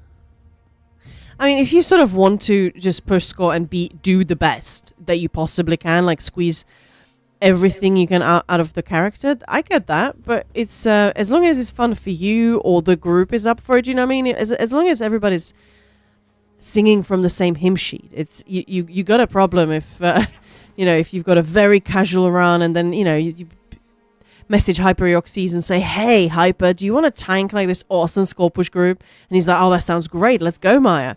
And then he shows up and half the group's like, hang on, what DPS sets? What's DPS? You know, that's not going to work. That's not going to be fun for anyone. And vice versa. It's about the group. I completely agree. Because we do get people, sometimes complaining that, somebody joined their group and they were not prepared, or hey, I want to join this group, but I've been told no. It just, I looted a fixed script. Yeah, if you have the right group, you can do anything, and I don't mean get carried. I mean you can learn. Yeah. There's no limit to what you can learn as a player. I was what you get, how good you can get, all the rest of it. One time open raid, supposed to be fun, not a raid team. Yeah. It's some groups will absolutely not allow heavy sorks. Groups, open runs. You're not allowed to have heavy attack build. You can't run that. For me, as long as you still can do something, if it's an open run. But yeah, if it's a proc team, then it becomes a little bit different. Where the hell did you go, Khan? I lost you. No, go back. Turn right. Oh, I thought I looked. Evil Maya. Good coordination and navigation. Oh, well, yeah. Maybe not.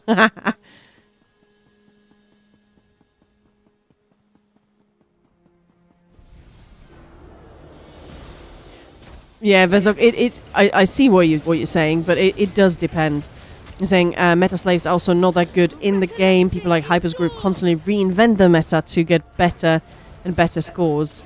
It just depends what the attitude is. Yeah, if somebody's just following whatever the best is, hey, I saw this build. Hey, this group is running this. Not following the best then. No, yeah. Exactly. It's like in PvP, the most popular builds are usually a little bit behind what the actual meta is. Yeah. It's the same in PvE. There's this sort of lag effect where something becomes popular, and then it has the weight of that popularity dragging it from people moving on. Yeah, speaking of Hyper, like I've used this on stream quite a few times as well, but Inertia is the word I'm looking for, right? yeah. When we were in Kind's Aegis, we were going for the trifecta. We sort of tried the hard mode, so like, let's just stay here, get the trifecta done. This is like 2 years ago now. It's crazy. And so we thought, well, let's optimize this. I was the raid lead.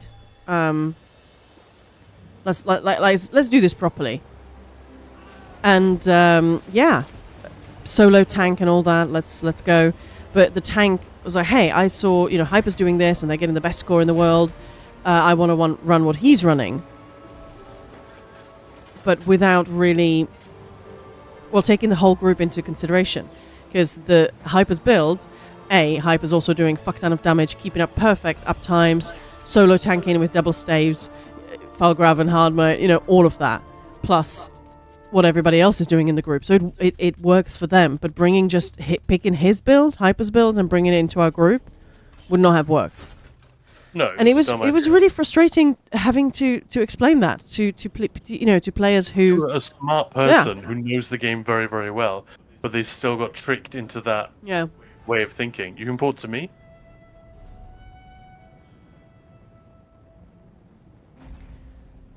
I was recently in an NCR pug group. Heavy attack Sork did second best DPS. I was glad to have him there.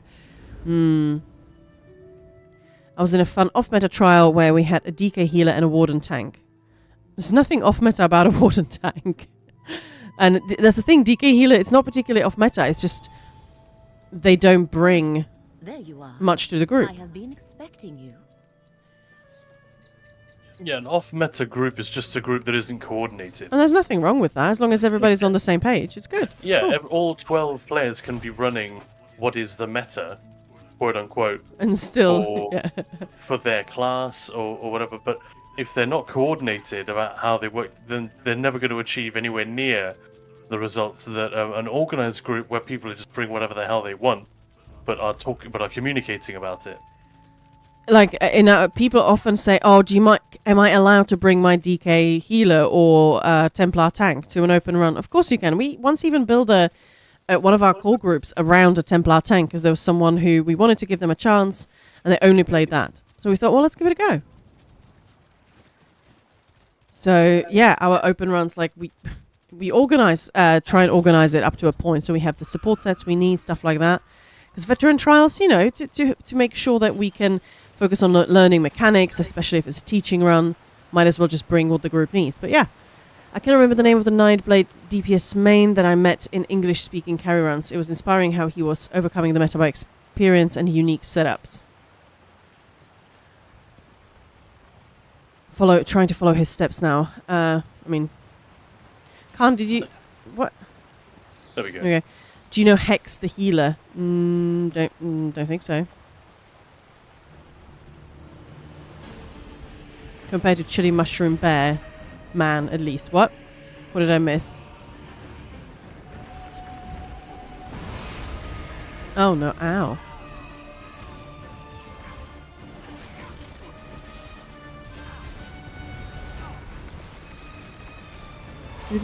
Warden, Chili Mushroom Bear.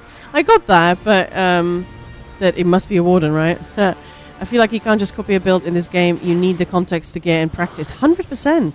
100%. Yeah, it's it depends. Like if there are 12 people in the group, and sometimes your group will be like, "Hey, let's try something crazy," or "Do you think we can make this work?" Oh, there's a flying bear.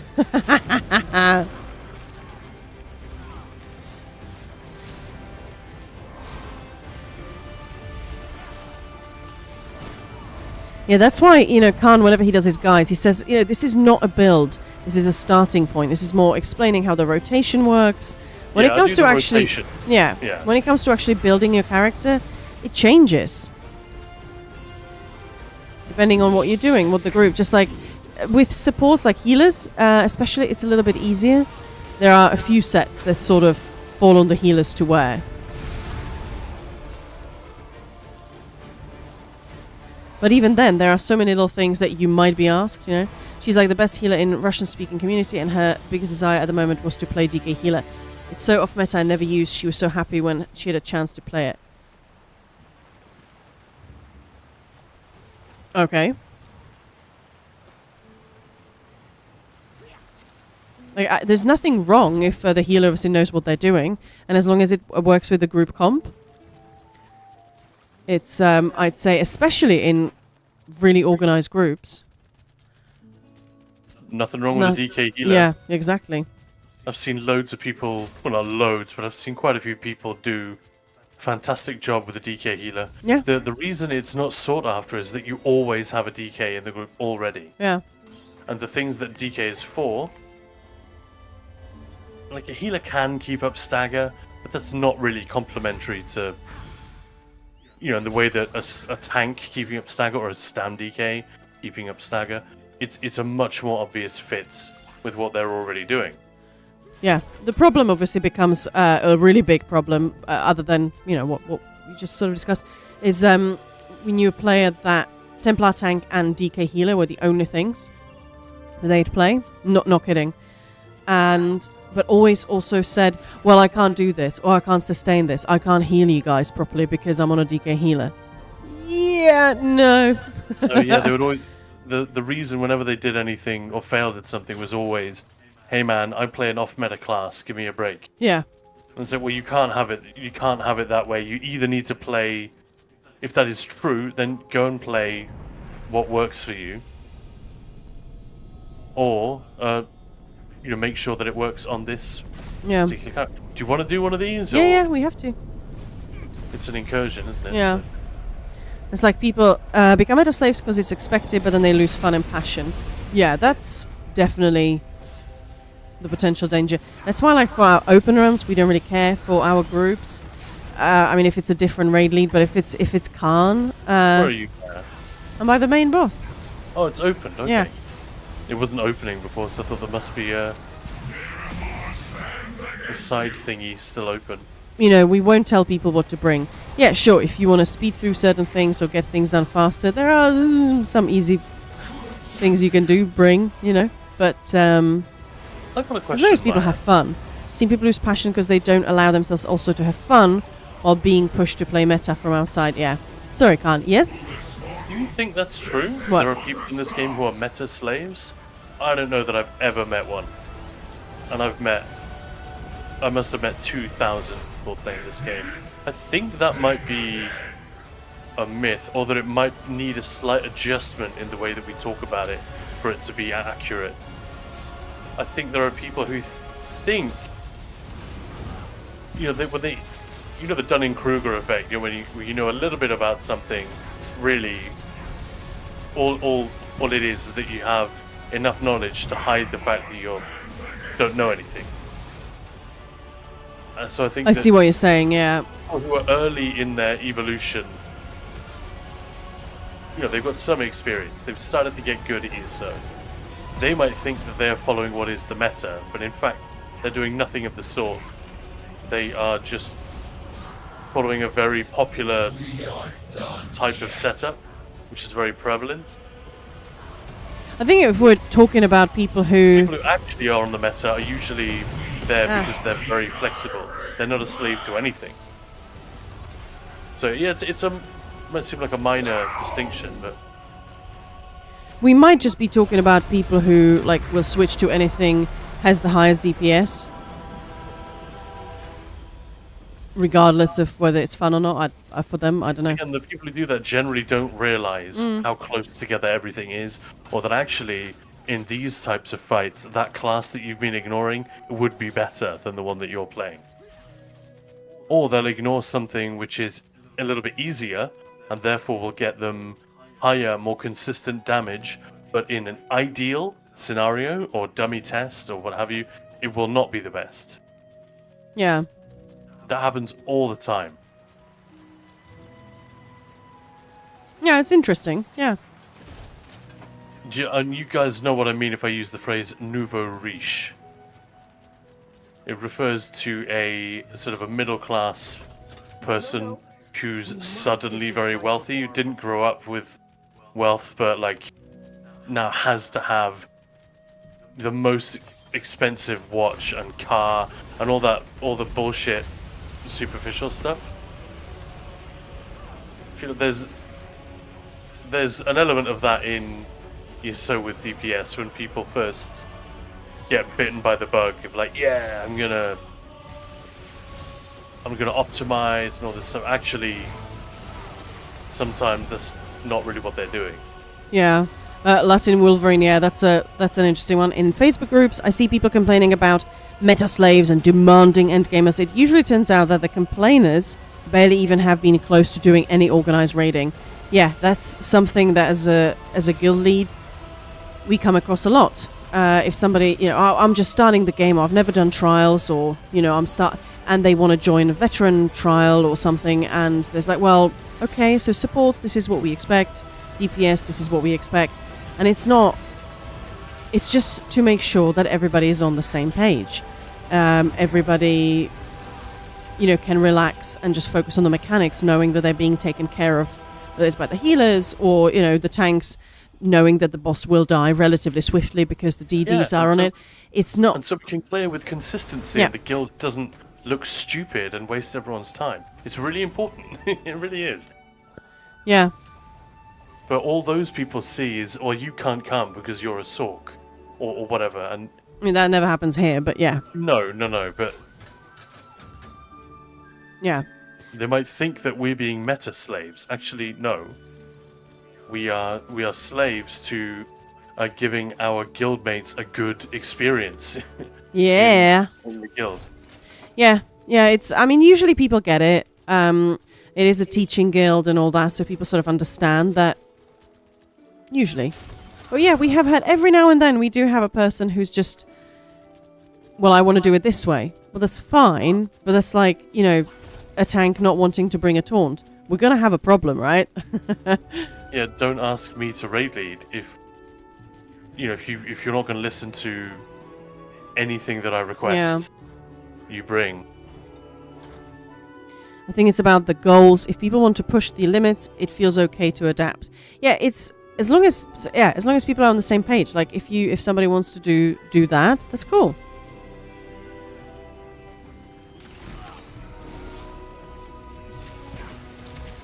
If somebody, joins a prog group, as in progression, but they do not progress. They don't care. They don't try in any way, shape or form to improve.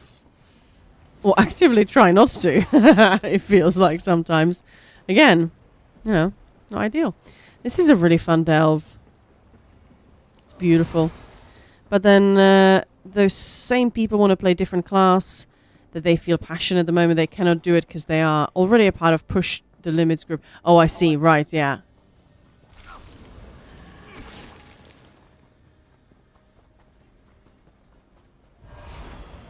The thing that I would say is that there is not just in try-hard groups, and I don't mean try-hard in a bad way, I just mean groups that are literally trying hard to get the fastest clears they can, or just perform to the absolute peak of their group's capability. There are lots of these around.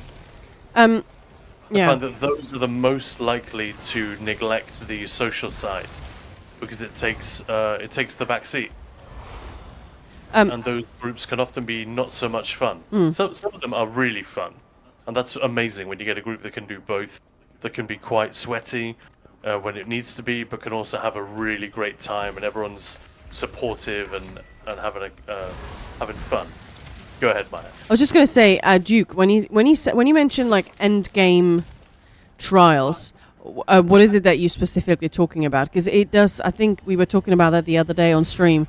The sort of end game means very different things to a lot of people. Because basically, Duke is saying, yeah, I agree with that, Khan. I want to have a character of every race, but I'm always hesitant to make an orc or wood elf, which I'm told are totally non-meta for any role. Then again, maybe I should make every character with a plan for endgame trials. Yeah, like I've got an orc tank because that dude is Leviathan. He's freaking amazing. I love him, and he's gonna stay an orc. It's a Sork tank, an orc, and I don't care. We haven't got the boss yet, man, so keep coming. Come to me. And I haven't done a huge amount with him because he's Sork's. Orc is pretty good. Sork is pretty good. Tanks, yeah, haven't really had the need, but I did Vemol No Death on the hard mode. Not an amazing achievement, but I was pretty pleased. Probably Dreadsail hard mode, Rockroff hard mode. I'm going to send you a link, Maya. We're going to make a little point. We're also going to plug the YouTube channel, just gently. But I'm going to find the section of the Necromancer video where I go over the literal differences in terms of peak performance between different races. They are tiny. They are so tiny. Like, unless you're talking score pushing, where, as I said, you literally need to just squeeze everything, every little last drop of everything, DPS, whatever it is. I just don't worry about it. Like, I've got a Wood Elf Templar DD, and that's what she's staying as. So I'm not gonna. Some people do race change every time. You know, it hasn't happened in a while, but when that was a thing, we race change like 3 times a year.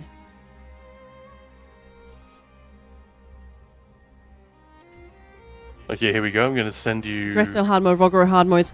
If you get the mechanics, don't die to stupid stuff. Don't wipe the group. A speck of damage less than perhaps whoever's there meta humping just doesn't matter.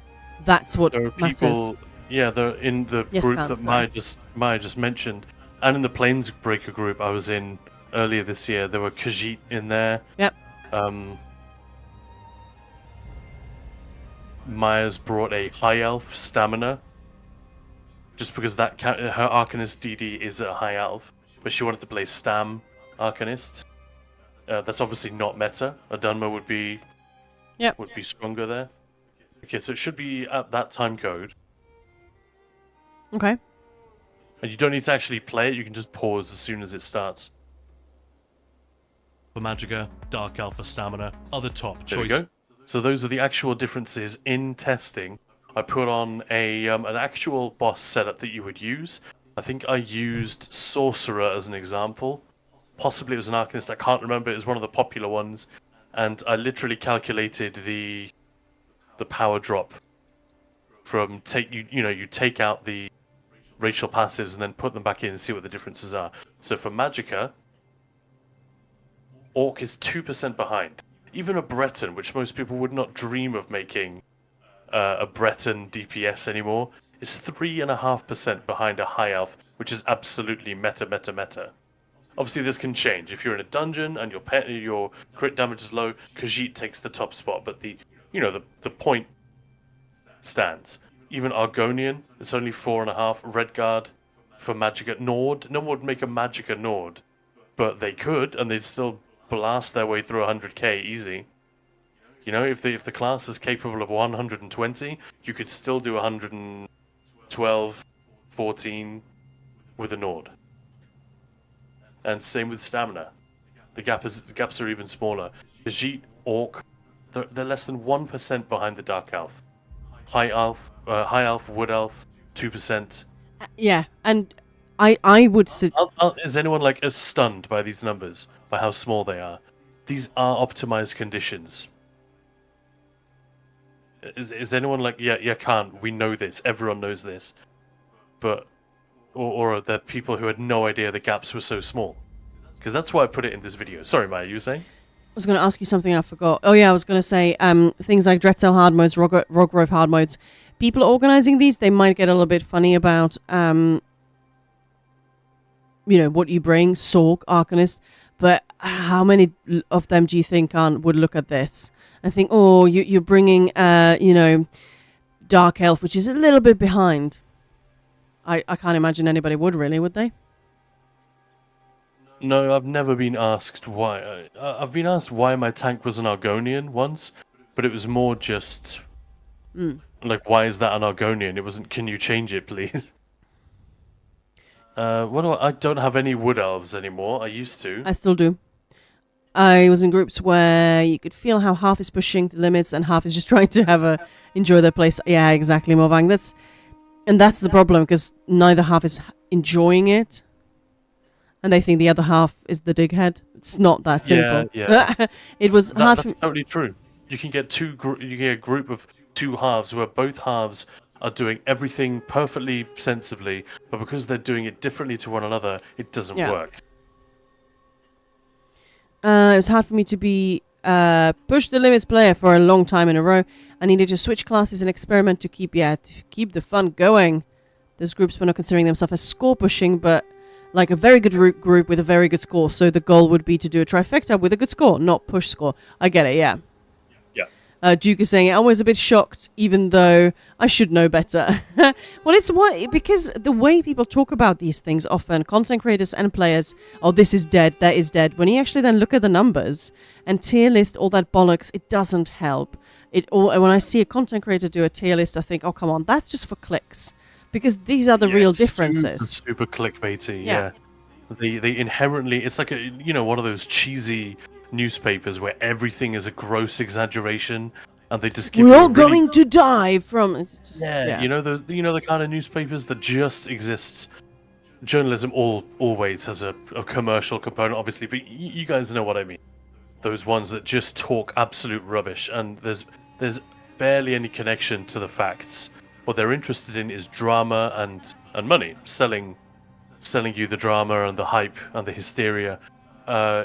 Content creators aren't necessarily out to do that. I think some of them are, but that's rare. I think most of them are they're not taking the time to, well, do the testing that I did here, or they're not taking the time to choose their words carefully to tone down the drama and the impression of. Yeah. Because a tier list is a perfect example, Maya. Great call. Thank you, Because Khan. it inherently gives an exaggerated impression of what's up. Whereas,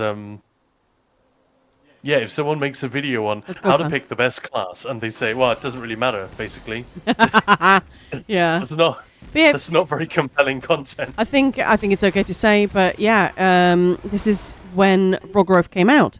TC Lee released a tanking guide, I guess, about the trial. And I can't remember it now, it's a long time ago. But yeah, he didn't quite make it clear that you certainly can do the vet, and you still could do the hard mode, but being a vamp on hard mode was just, I think actually it was for a while there, basically necessary. But plain vet, no, it was fine. But the way he sort of worded it, and the way people just took it in very simply, everybody saying, oh, you absolutely cannot tank Rogrove on a It was tank Barse without specifically. Barse specifically, unless you're a vamp. And I even remember someone who sort of always prided themselves on, I know everything in this game. When I told them I tanked it, I was like, oh, it's just plain vet. Yeah, but you're not a vampire? Oh my god, you're amazing. How did you do that? I was like, how did I do what? You just need to, like, not die, do dum-dum. I definitely dum-dummed. I did die once, I'm sure. But that was that. But it was just because Lee didn't quite choose his words carefully, and people then simplified it even further when they were passing it on. And it just became this thing for a while. And he had to be like, no, guys. I was talking about the hard mode, and I was talking about... Yeah. Yeah, you made a follow-up video in the end, I think. I think didn't so, you? yeah. But yeah, again, it wasn't people... Like, this is one of our friends who tanks a lot. I don't think he'd even seen the TC Lee video where this was talked about. So he didn't listen to one content creator and think, I'll take them at their word. They just heard so many other people say it that it probably didn't occur to him to be critical. Like, you know what I mean? If you hear the same number of people... Yeah, exactly. If you hear a large number of people saying the same thing, we tend to take it as read. That's why siloed social media and, right-wing or left-wing, frankly... Where are we going, Khan? Message boards and that, where people just hang out in an echo chamber. It's so dangerous. I'm trying to find the boss in here because I don't know where it is. Oh, I see. It's still pity to realize you're going to like 3k deeps because of race. Oh, yeah. Oh, definitely.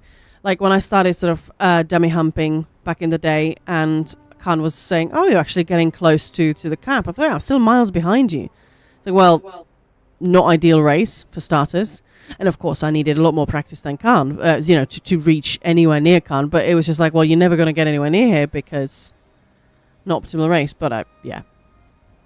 Oh man, does anyone remember? Oh, here it is here. I'm in the right place. It was dead. I panicked when we got here and it just wasn't here.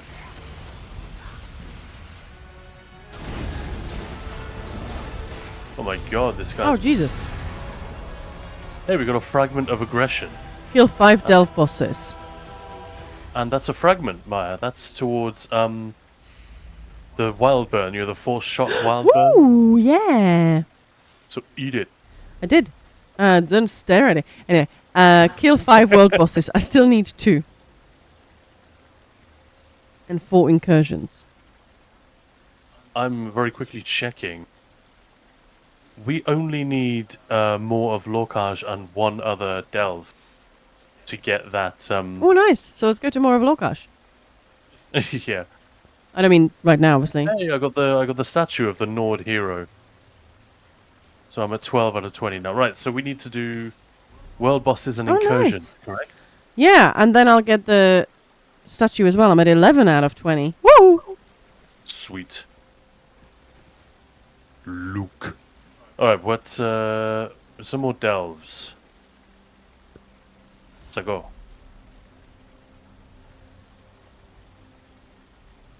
Is this a good stream? It's a very, very chill stream, I feel like. We're just bimbling around doing Overland. We never do this. But it means we can jibber jabber even more than usual, I guess. Jibber jabber about jibber jabber. No, it's definitely more chill. There's nothing wrong with that. Chill Winston. Exactly. Can I port to you? Where's that from? Can I port to you? No, I wouldn't. Alright. Yeah, my character just let one go and it smells really bad. I wouldn't port. Alright. I'm gonna ride up here.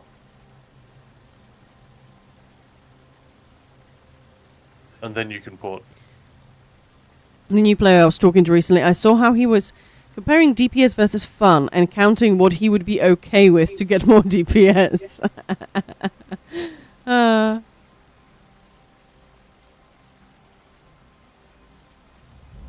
Yeah, just enjoy the game, exactly. It's I remember having this. It's hard to go wrong. I'm pretty sure with this that. was on Discord. Somebody just said, "Hey, I've got a question. I just bought the game. What's the meta class? What's the best one? And don't tell me there isn't one. We all know there is one. I'm not going to bother leveling something that's not meta." It's like, dude, by the time you level it, chances are something else will be meta for starters. Yeah. But also just enjoy the game. Most intense stream I've ever seen. I'm shaking. Hang on, where are you? Oh, there.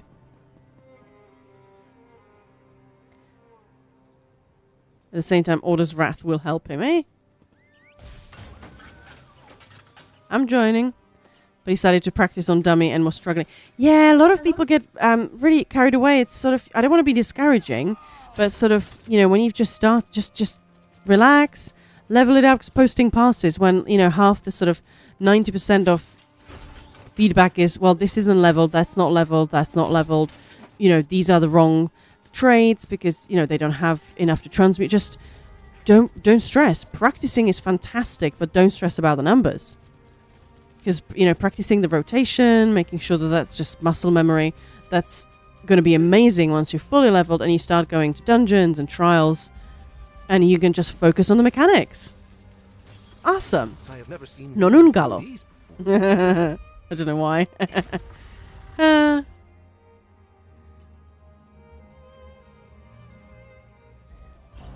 I sort of just glossed over there. I thought, Vezok, you level up, go kill some guas, kill some more guas. You're saying go save some guas. It makes me so sad when I see people killing them. Like, why? Yeah, I'm genuinely a little bit bothered by this. I feel like it's sociopathic.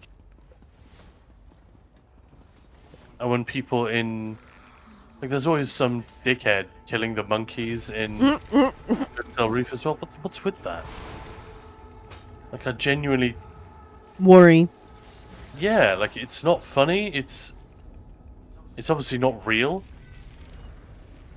But yeah, it's weird to take such delight in doing something unspeakably cruel just because it's a simulated version. It just reminds me of like a little boy pulling the wings off insects, Yeah, Duke, every class... That person's going to prison. Yeah. Every class is in a pretty good spot right now, right? I'm not necessarily meta for every role, but I don't think any class is frowned upon. Well, that's the thing. It depends who you talk to. Necro is frowned on by some people, wrongly, obviously. Yeah. And if you mean like frowned on for good reason, then yeah, outside of very ambitious groups, I think, yeah, probably not so much. Yeah, so the point is definitely debatable, but I'm not going to debate it. Put it that way.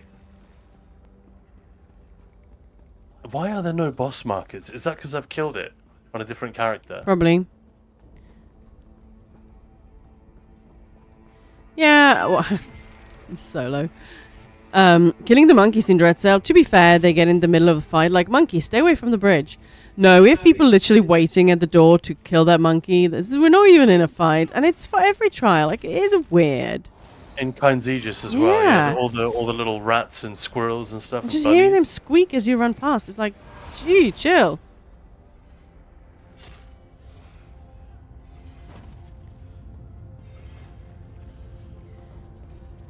And speaking of Argonian tank, well, this is an Argonian tank. Yeah.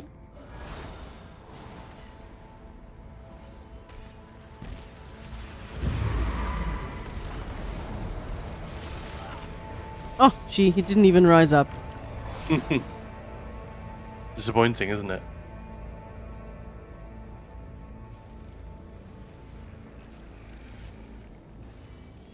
Yeah, exactly, Morvang. Yeah, if you're talking like competitive or that kind of stuff, and some people, you know, when they're going to prog for the first time, Kind's Ages on Vet, and they get carried away with optimizing everything as a trifecta group would, and a lot of people do get that. A little bit ahead of themselves, yeah. Then you might get a different answer, but yeah, just do whatever you want. Have fun.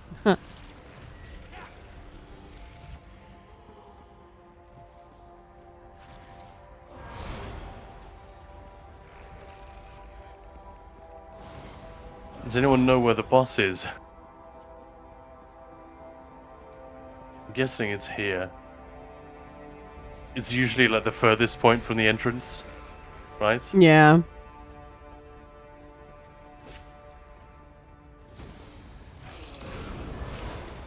Oh yeah, I remember this one now. The people who want to optimize pledge runs. I mean, if there's a group of 4 people who want to have fun and do that, sure. But yeah, if you just want to get some pledges, yeah, just... But if you're using the dungeon queue... Yeah. Where?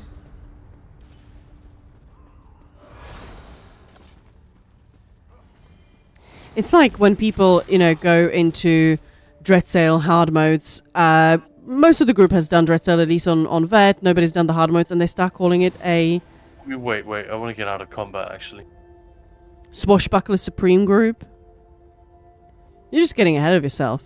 You're not going to be even resetting on death for probably 6 months.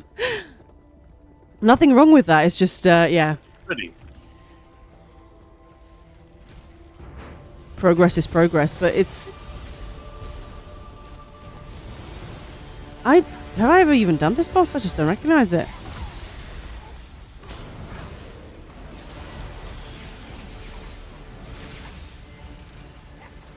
I think we did it for the Fallen Leaves of Westweald event. Well, you must have, yeah.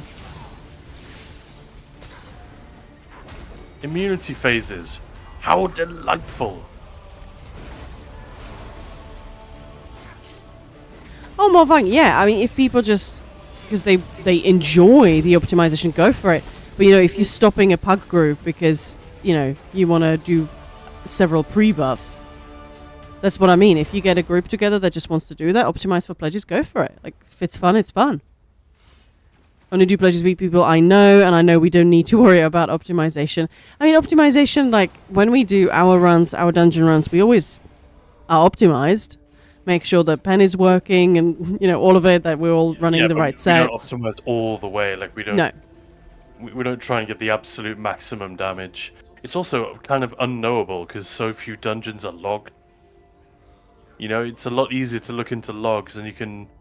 Of course, there may be a hidden meta that nobody knows about and therefore you won't see it represented in logs, but that's one reason why a trial meta, quote-unquote, and I just mean a popular meta, not necessarily the actual, what is, you know, the actual format which is most effective. Because, again, different groups need different levels of survivability, whatever. Yeah, you can port to me. Yeah, no, not just yet. Okay, you can port to me now. But yeah, it's much harder to follow a dungeon meta. I mean, what would that be? You'd want a warden, almost certainly.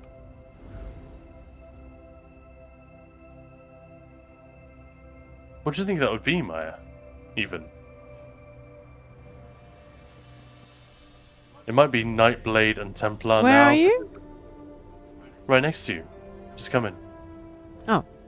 It might be Nightblade and Templar because often don't need that much cleave. But yeah, I don't know. I genuinely don't know what that would be. Hey, Angry God Hoogs.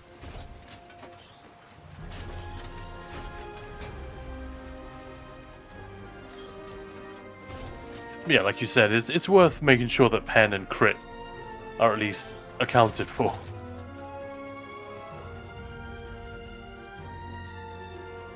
Yeah, it's fun when people don't know the mechanics, but they talk as they do and blame others for stuff like, that's not how this dungeon works, or trial.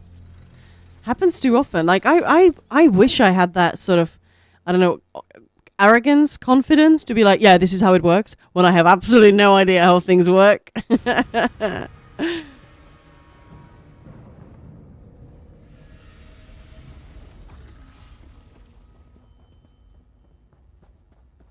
just going to run through all of these, yeah? Sorry, Morvang. What? About what Khan was thinking. I didn't get the idea.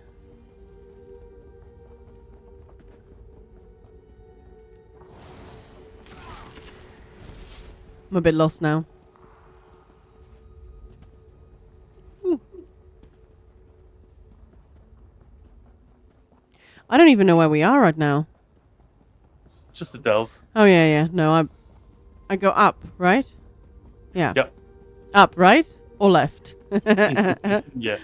Down left. Up right. No, I recognize this one now. He was telling about different classes. I think just talking about classes for like if you want to really optimize for a dungeon group. Just Yeah, sort of. so I wouldn't even know how without logs to. And of course, logs can be misleading. It's like going to Wikipedia. You know, if 100 people are wrong, it doesn't matter how. You know how open source the information is. It's still going to have inaccuracies. But no, I was saying with dungeons, so few dungeons are logged that it's much harder to test a meta for different encounters. But yeah, we could probably put together a pretty decent stab at it. Thanks, Vezok. I appreciate that.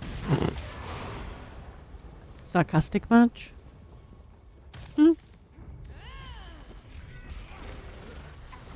Okie dokie. Oh no, where did you go? I'm like 5 meters in front of you. I only yesterday found out there are logs for dungeons on ESO logs. Seriously? That's funny. Well, there aren't that many. But there aren't that many, no. We log our shit. Yeah, but I think it's private. Yeah. Maybe we make the trifectas public. I don't know. Sin generally does it, so it's entirely up to him whether or not There they was are. that healer that joined us for a while in Leo many moons ago that always log their runs. Dungeon runs, so they were like top healer in dungeons just because nobody logged it. Nobody else logs ever. Yeah. That was a little bit pathetic. Funko Grotto 1, here we go. Oh, the boss is being pulled quick.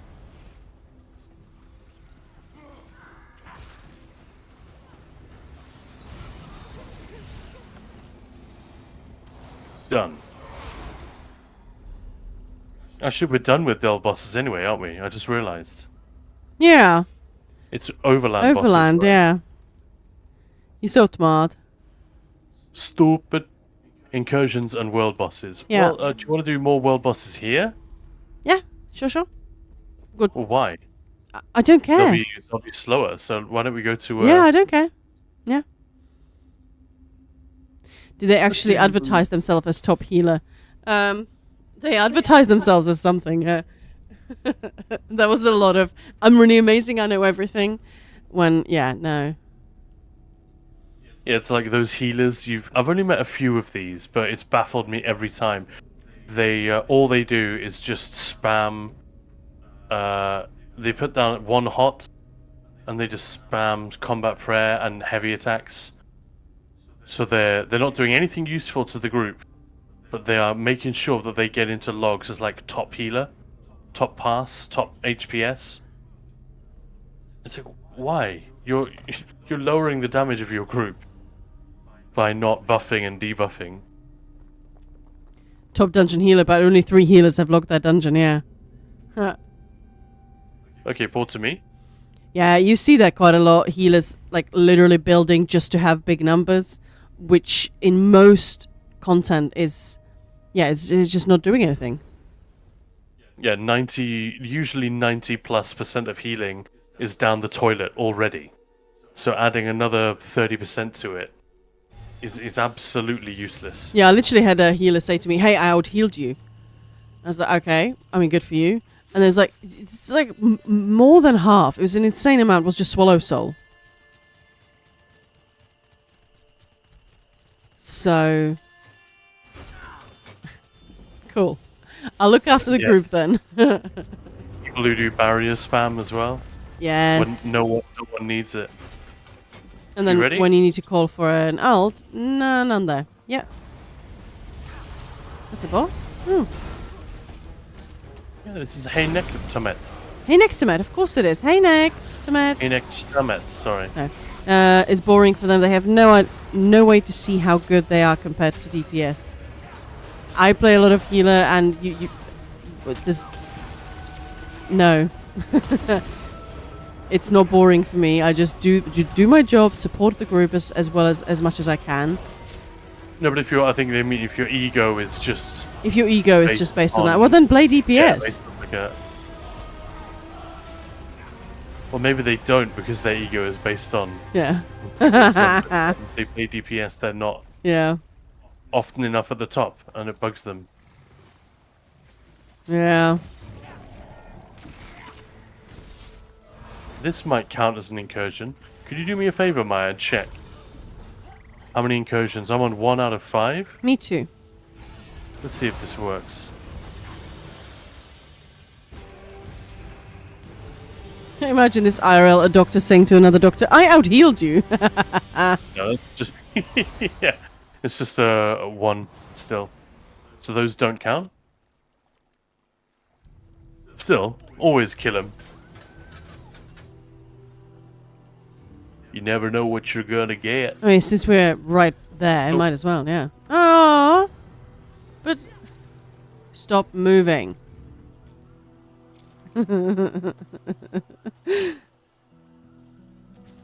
Let's go. Man, my Arcanist doesn't have this the Shadow Rider passive. It's really triggering me.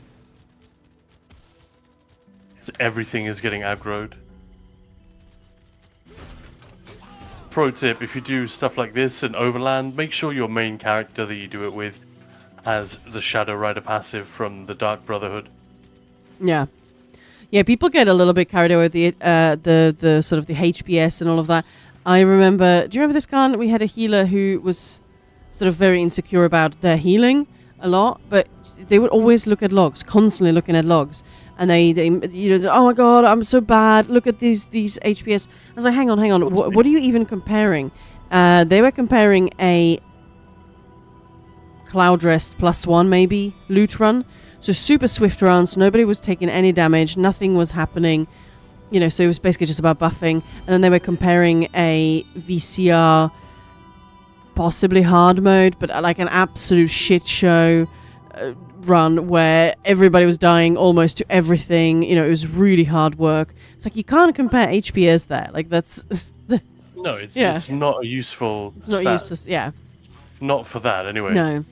Because the highest HPS is going to be in groups that are doing a really bad job, but with a good healer. You may be too healthy mentally to understand those people. I think I understand.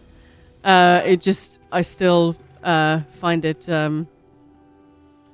No one is so mentally unhealthy that they can't just snap out of that. Though. I totally take your point. Yeah.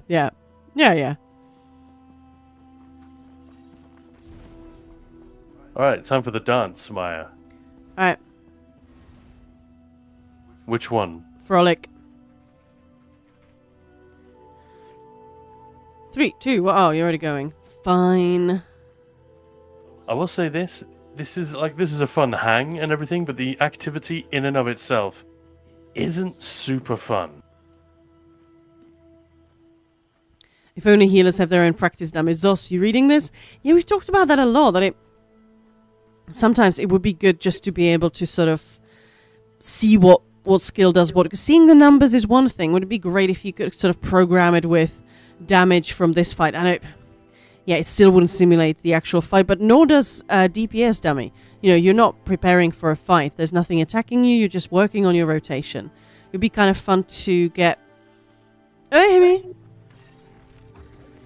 a sense of what all your skills do, not just sort of reading the numbers. Does that make sense?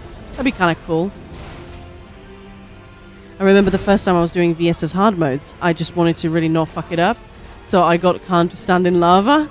so I can sort of see what I can do. But it's still, yeah. There we go. Hey. I got the statue. Thank you. So you're now at 12. Yes. We're now on 30. We need to do a few more incursions. What's your favorite type of incursion? Or do you want to do one of each? Or just go to like spam Harrowstorm, spam dragons? Oh, I really don't mind. Why don't you pick? So Did you have a favorite one? No. So You've got it's Mirrormaw literally incursions? not a Mirrormaw incursion. Anything? Just Mirrormaw incursion. It's not. Is it? No, it is. It is. It's just not the incursion we just did. You know, the little dark, So dark fisher. Oh, I didn't. I thought it was just Mirrormaw incursions that were called incursions. Any incursion. So dolmens, dragons, Okay. Harrowstorms. There aren't any incursions in Dragons are cool. Yeah. Telvanni Peninsula. So what would that be? Maybe Bastion Nimic? I don't know. Oh, you pick. I really don't mind. Morvang, it's the desire to see your worth through this, whatever, DPS or healing. Yeah, that's... I get that. And, yeah, again, as a gamer, but also as a guild leader, it's something I've seen a lot.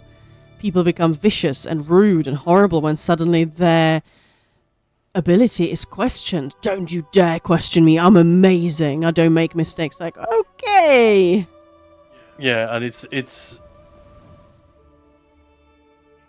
such a funny confluence of like mad overconfidence and very pompous regard for yourself, combined with very low self-esteem. Because if you're willing to collapse your worth and value into a single number that you are able to achieve in a game, even if it's only momentarily, like that's, and we've all done it. I'm not saying these people are crazy. Shall I and pour weird. to you, Khan, yeah? Yes, I think you can pour to me now. We should spread love to cure people. Now I understand hippie. It absolutely happens, but when you think about it, that is bonkers. Yeah. And then that people like get really upset when they don't come top. I've seen it rarely, but it does happen.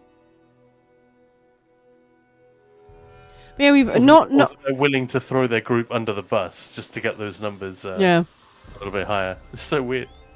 Yeah, we've not had it very often, but every now and then, we had few people that they cannot be part of a group because they will not. Their way is the only way, it's the best way. Even if they make a mistake, die. Doesn't matter. No. I know best. Oh well. Cool. I don't see any... Why do I not see dragons anywhere? Have you not got it unlocked? No, you must do. Maybe I've never killed a dragon with this character. Wouldn't that be something? I don't have it either. So, fun.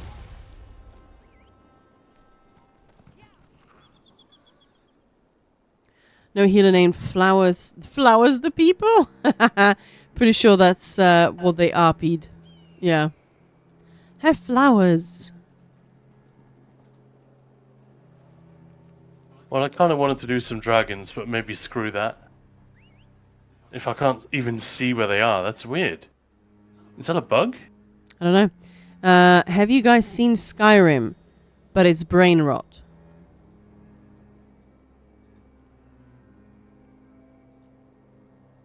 I do not understand that question. No, me neither.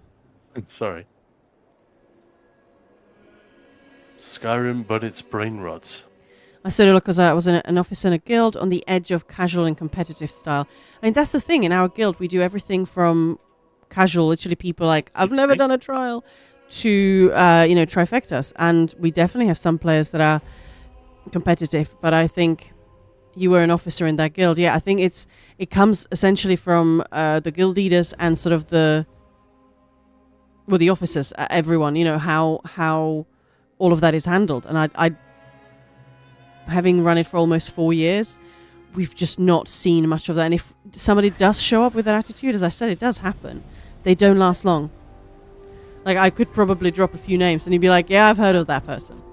And, if somebody's an ass for the sake of it, or rude, or you guys are idiots because you don't pull my DP, anything like that, well, I'm going to have words. That never happens. That never happens, no.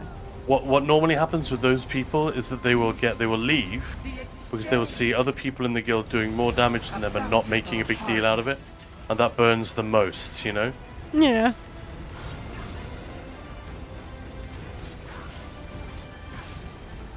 Yeah, I just don't want that sort of crap around, because I like to hang out in my guild. I like to play the people here, you know, with the people here.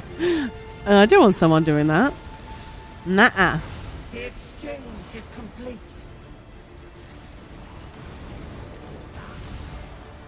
Your attempts to interfere with this ritual. Moving to the North Pike. They are pathetic. Once these big boys are stacked, I will ult. Is prepared.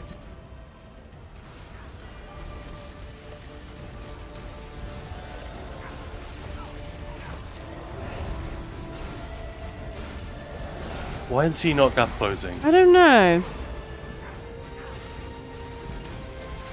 Seems like it might be bugged, right?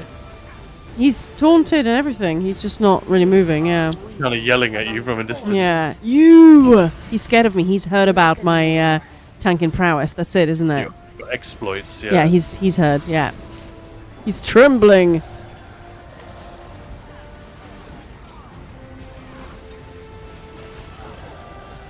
The Harrow Storms are so intense. I had a guy in my competitive group. His ID is Oskids. Yeah, we know him, right? I think he was pulling a ton of DPS, making an impression like he's not even trying. Yeah. So what? The winds die. Yeah, like we know what he is. yeah, like one of the best DDs we have, obviously after Khan. Danyo. He's really good, but he just doesn't make a big deal at all. And if you say he's really good, he's like, oh, I don't think I'm that good. No, dude. You really are. But for him, sort of end game is, you know, the 0.0 percentage that, you know, score push and are just everything is flawless. He's like, so no. But when it comes to the average player, yeah, you know, he's way above average. How can you But the way he sort of talks about his contribution or everything, he's just so chill. Yeah. Yeah, come on. Nah. You can just port to me. Because I need to go and find out which one's open first. Or do you want to like do a circuit? No, Do a I'm different- fine. I play dead. Yeah. Unnatural witch storms. Nothing but reach stories, mark my words. What's everyone else's favorite type of incursion? I think it's got to be dragons or harrow storms for me. Get some rest. Yeah, Harrow Storms are fun. Miramore, like, they're Just really visually, pretty. it's so cool. Don't like the Miramore ones as much. It's, for me, it's because you have to go and, like, fight the 3 on the outside and then come in. It's just sort of... Yeah, it's sort of a little bit long-winded. I'd rather they were more difficult and That's like quicker. the same. Harrow Storms, yeah, those are cool. They're just so badass looking. Yeah, they're really cool. Arrowed Haunt Ritual Site. Arrowed Haunt. I'm guessing this one's about to open. The campers are here. No, there's another one Dragons, because I can sell or use dragon rooms, yeah. open. Oh yeah, that's a good point. Dragons because small chair. What? May I go to the northern way shrine if you have it? I can see that it's open. I'm actually curious, can you see it in the sky from where you are? No. No. Right, well, port to me. If you don't have the way shrine, you I port to me. went to north. Did you just tell me to go to north? Okay, cool. Yeah, There's nothing. I can't see anything. Where would it be? just Oh, yeah, I directly see east. it. No. Is it already killed? Well, there's no Harrow Storm, no. But then south of you? I'm looking at the Witchborn ritual site, right? No, look at the sky, not on the map. Yeah. I'm just checking the name. And yes, I'm looking at the sky, obviously. That's weird. They must have closed it already.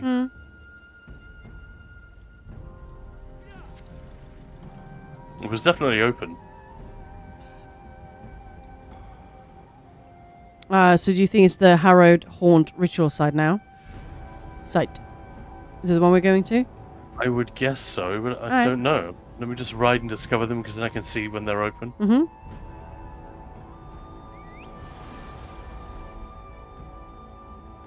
But yeah, the reach is so small you can usually see. You're up the north Harris again. Fox is What? crazy. So confused right now. Because I'm riding to the site, so I discover it. Then you can see when it opens. If you haven't actually been there, you won't see the icon change. Same as the volcanic vents and dragons and stuff. Well, there are campers here, but I don't think that means anything, does it? It means that it can open. No, the one in the south is open. I see it now. Ragnvald. Aunvald. I see it in the sky. Oh, that one. Because I see it in the sky. That's miles away. I love how bright this shit is. That's amazing. Be off, Yeah, I Reaper. think Bard Paddock refuses there's a to point see you. in Alikir Now where you go. can stand Can't and see you it can now. see and you can see every single dolmen open one by one. Oh, that's so cool. Yeah, that's very, very fun. Oh, it's right here. Oh, that's so pretty. Terrifying. Oh, yeah, yeah, absolutely. Yeah, that's true, actually. If that just opened up, you know, you walk in, picking up some herbs, that suddenly opens up next to you. It's fun to watch the invasion.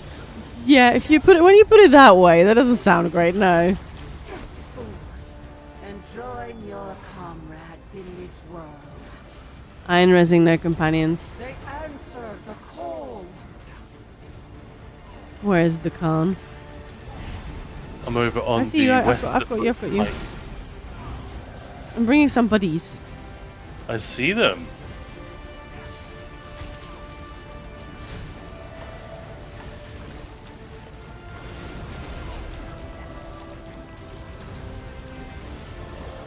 It's relaxing to watch the invasions. It's a very disturbing sentence.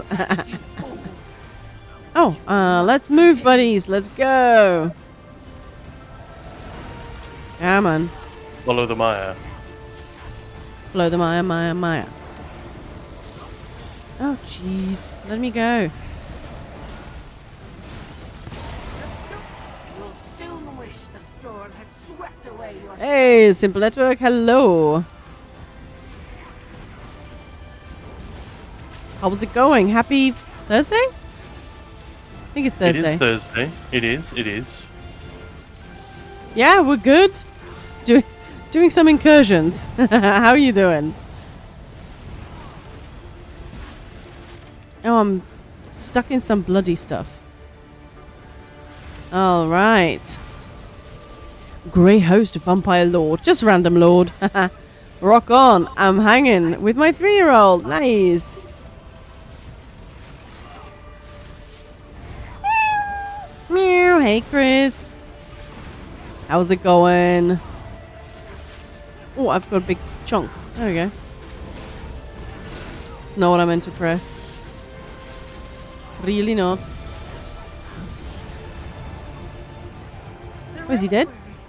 Yeah, he gone. Nice. I still felt like he had a little bit of life and then he was just dead. Thank you for having that like hour-long conversation. I appreciate to talk about this stuff time to time. Yeah, absolutely. Same. Which of the various hour-long conversations is that? I wonder. That was Morvang. So, you know, the... Just DPS Yeah. and optimization and stuff. Well, yeah, it's It's too quiet. it's something that we think about and talk about quite a bit. Yeah. around here. So yeah, appreciate it. Right back at you. Clouds are turning. All right, Maya. I'm gonna quickly merchant myself up. Faith. The gods won't lead us astray. Got a lot of treasure and other gubbins I need to sell. Seriously, this character's inventory is starting to get ridiculous. He's got PvP stuff. He's got, obviously, PvE DPS, and because Arcanist is so popular right now, I've got quite a few setups on him. And he's my healer. My Arcanist healer for... Oh, yeah. I forgot that he Sunday also morning. heals. Yeah. Yeah, for VCR. So I've now healed a Griffin Heart. So that's fun. So I've Yeah. that's the one trifecta I've done everything. Oh, that's nice. Tanked it twice, and I've DD'd it once. I've DD'd it. I've DD'd and I've healed it once. That's pretty fun. I'm hanging out with my almost 4.5-month-old kitten, that is. Oh. Yay, Arc Healer. Yeah. I was Rogrove. I was on an Arc Healer, and then I got switched to Warden. Anyway, I Not that I digress. mind. The point was, I was bitching about how full his inventory is. It's not that bad, but it does mean it just fills up noticeably faster than everyone else, except for my main. Arc Healer is my Alright. main. Yeah, see, my Arcanist. As much as I actually like the Arcanist, she's probably my main DD, even though I love my Templar. But she's probably not gonna crack. I'm not gonna crap. She's not gonna crack the top spot for supports just because I love my Wardens and a few of the others. So I've been playing Warden tank since I started playing the game. Correction, he's actually 4.5 months. Oh, I see. He's hey, Wolf's White Rose. Hello. Hello. Oh no. Yeah, I feel like it's I dehorsed. well, Okay, we're I here. know. Working on my Macpla and Stam Necro, but DPS is different animals, so getting used to it. Yeah, but it's fun, right? He'll be 5 months come December 23rd. Aw. Cutie. Oh, big boys. Not so cutie. Look at Maya stacking. The ritual will continue. Stacking and then letting Taunt run out so he starts hitting me instead. Harvest begins. I'm trying to build alt as well. The beam.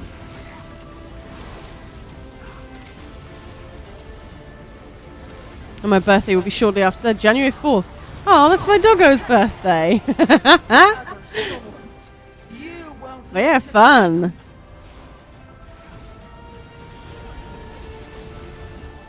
Oh, what?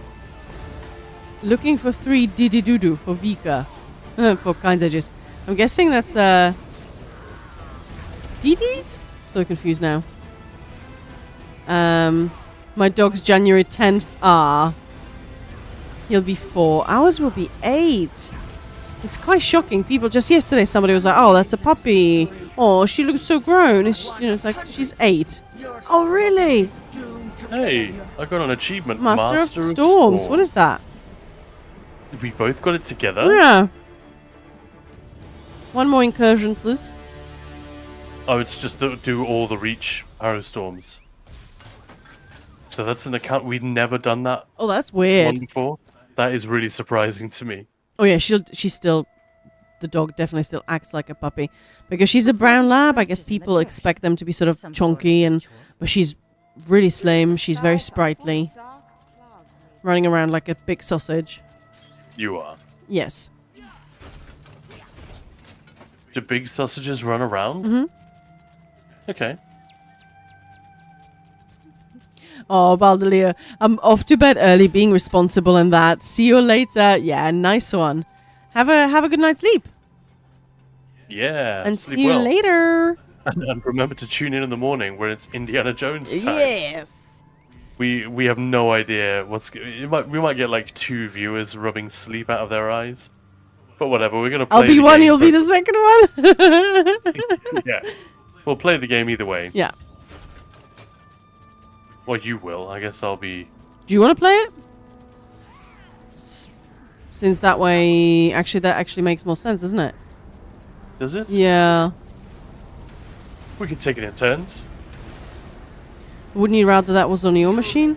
We need to figure that one out. It has begun. But either Yeah, way, let's- we'll be streaming some Indiana Jones. Indy! Indy. I love you! Indy. Asps. Very dangerous. You go first. Indiana jeans, exactly. That's exactly what I said. I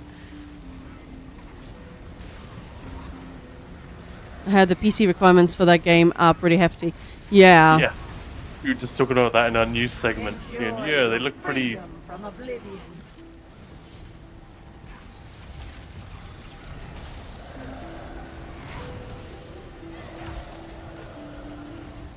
I'm guessing when they say... I'm hoping they are recommended requirements rather than minimum. My fire's doing fine. Is that what you call triumph? Because you've got a one generation newer graphics card than I do. Pike remains. The ritual will continue. So you could probably run it at pretty close to max. But because my GPU is older Yeah. and my monitor is 4K instead of 1440, I won't be able I'm to running do that. NVIDIA 3060 at the moment, so I'm a bit concerned. I hope Doom the Dark Ages aren't too high. Yeah.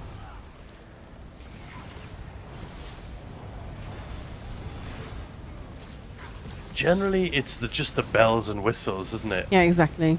Stuff that you don't really care that much about.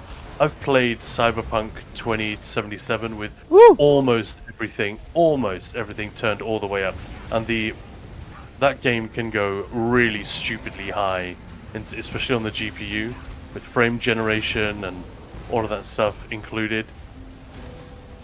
And yeah, I mean it's unplayable for me at that. I get like 12 frames a second or something, but I can run it just to see how beautiful it looks, and it does look incredible. However, you turn it all off, and it's like I'm not even sure I can see the difference unless I'm really looking. So in moment-to-moment gameplay, you're not analyzing every surface for, ambient occlusion, or you know what I mean, or worried about the quality of those reflections and refractions. It's just It's just clouds, a little rain. so if you can get 80, 90 frames per second, it's worth way more than all of that stuff. Yeah. And I'm pretty sure I'd be very surprised if Doom didn't lean in that direction. But yeah, you're right. That would suck if that one was a really hefty one. I might have to upgrade the rig. Oh no! Sorry. Okay, so earning event tickets and earning festival boxes are 2 more. But then we'd have to wait to get those. Which other ones do you want to do? Harvest resources. Craft 25 items inside your home. What's the latest on doing it in bulk? What do you mean? Well, because if you do like queue up your writs, not writs, what are they called? That will work. Not pretty that's sure. what I'm saying. Not writs, master writs. If you queue them up, Yeah. I don't think that worked, did it? There was a whole thread about that yesterday. Oh. I think something about doing it like several at the same time. Well, let's test it. You'll have to, because I don't have Yeah, I'm not. Well, the master. Well, I have master crafting stations, but they have like 3 sets added to them.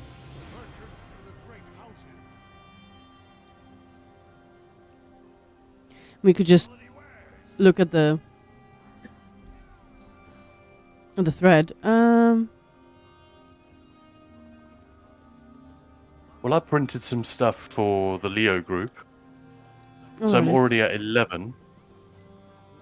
And if you just port to your house to do when you have your enchanting writs, or just top up your. I'll tell you what to do.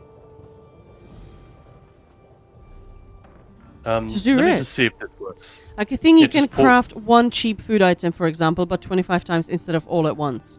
Right. Right. Okay. That's a bit of a shame. Because that's what I was going to say. Just top up. Anyone who does writs probably does that thing where you keep the 3 dishes and the 3 drinks. I'm not in your sure. Was it on purpose or not? Because I didn't read the thread since whenever that popped up. I haven't really. No, but you could just do it this way. No, This I know. will work. I'm about to test it now. So if you do writs regularly, we will all have those. The 3 foods and the 3 drinks that can come up in daily provisioning writs. You just keep those in the bank, right? So the thing to do is just top those up. You know, I make sure I have 100 of each at any one time. Then when I run out, I craft another 100. Oh no, So that I'm not even arguing with that. I'm just saying I'm not sure where that thread led to, like what the Well, I'm gonna upshot test was. it That's the right words.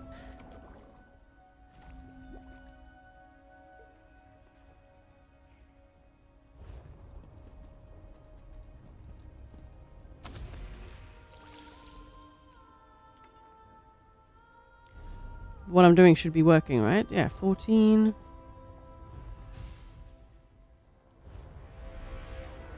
Yeah. Yeah, so when you make 4, it only counts as 1. Yeah, okay. If you make 2, so 8.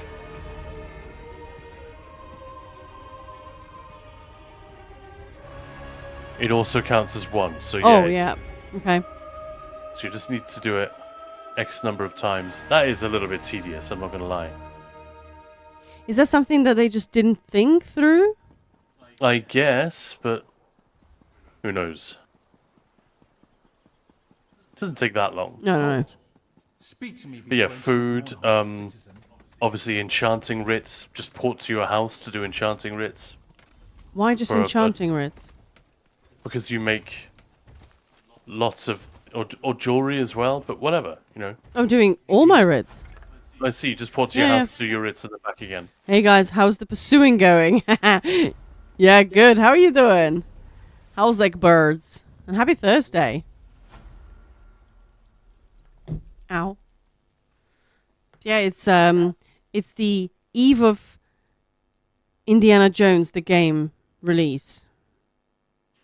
You wanna have another go at that one? No. Doing well, thank you. Awesome. I know I'm not going to try that one again. You know what I meant though, right? Just finished Yeah, work. yeah. Wow. It's like 11. Are you on your way home now?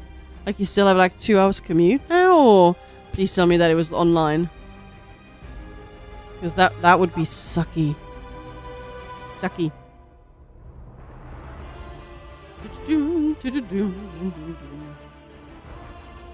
Ba-ba-bum, ba-ba-bum, ba-ba-bum, bum, bum, bum.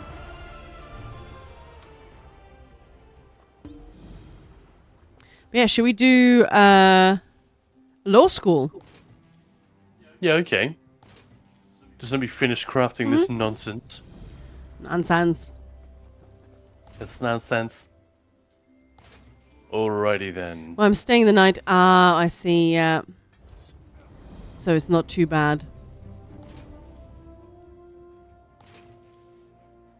Yeah, my commute is just so long to work. I have to like get out of bed and like walk like 10 meters and Rude, Maya. sorry.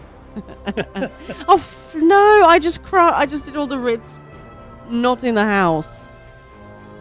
You tool. Doesn't matter. Well, It's only 25 things, isn't it? So yeah, still. I'm just crafting them elsewhere. That's dumb. Yeah, you'll save it up for tomorrow. That's nice. Yeah, it really sucked when I was commuting to London every day, and it was like 4.5 hours commute. 5 hours. 5 or more. That was not okay. I know, serious skill issue, huh? Dough.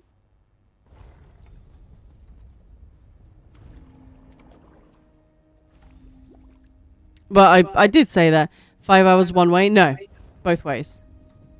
But still, doing that every day. Ugh. It's like 2.5 hours. Yeah. Each way. Yeah, I was done with that after a year.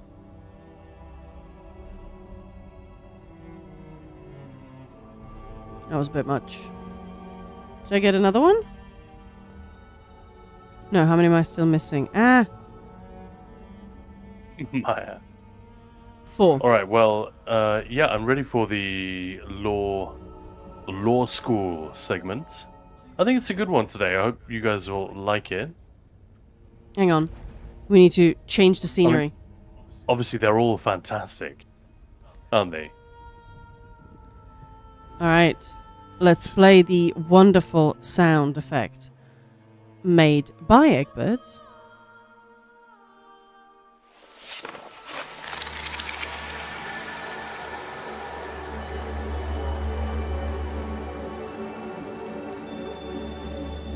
There we go. Okay, are we ready? So, we talked about Battlespire a couple of days ago. You guys remember that? No. That was a bit of fun. We had to skip it yesterday because we had so little time. But yeah, so today's is a bit of a random one about the Doors of Oblivion. So this is a book, an in-game book. It's in ESO, it's in Oblivion, and it's in Skyrim. So its first appearance was in Oblivion, Test 4. It's one of the many books we can read in the Elder Scrolls games, and the problem it has created for the writers of ESO and presumably for the entire franchise in the future. Ooh. Yeah, like this is a really fun one. This is why I wanted to read this one out. Does anyone remember the book, The Doors of Oblivion? I definitely remember seeing this title. I wouldn't have been able to tell you exactly what was in it, but The Doors of Oblivion is the story of Morian Zenas, written by his apprentice, his Argonian apprentice.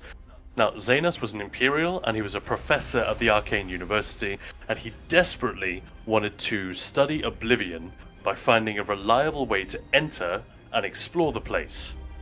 Eventually, it's a long story. They try lots of different ways in. With Devaith Fear's help, he eventually succeeds, and he travels through Ashpit, Cold Harbor, Moonshadow, Quagmire, and Apocrypha, where he kind of becomes a big deal, bit of a celebrity. Oh yeah, the famous mortal guy, you know, and yeah, he seems to be one of the earliest Arcanists. Zenas Empowering Disc, ring any bells? That's No, named never after heard of it. What is that? Yeah, exactly. So that's named after Morian Zenas. Pretty cool, right?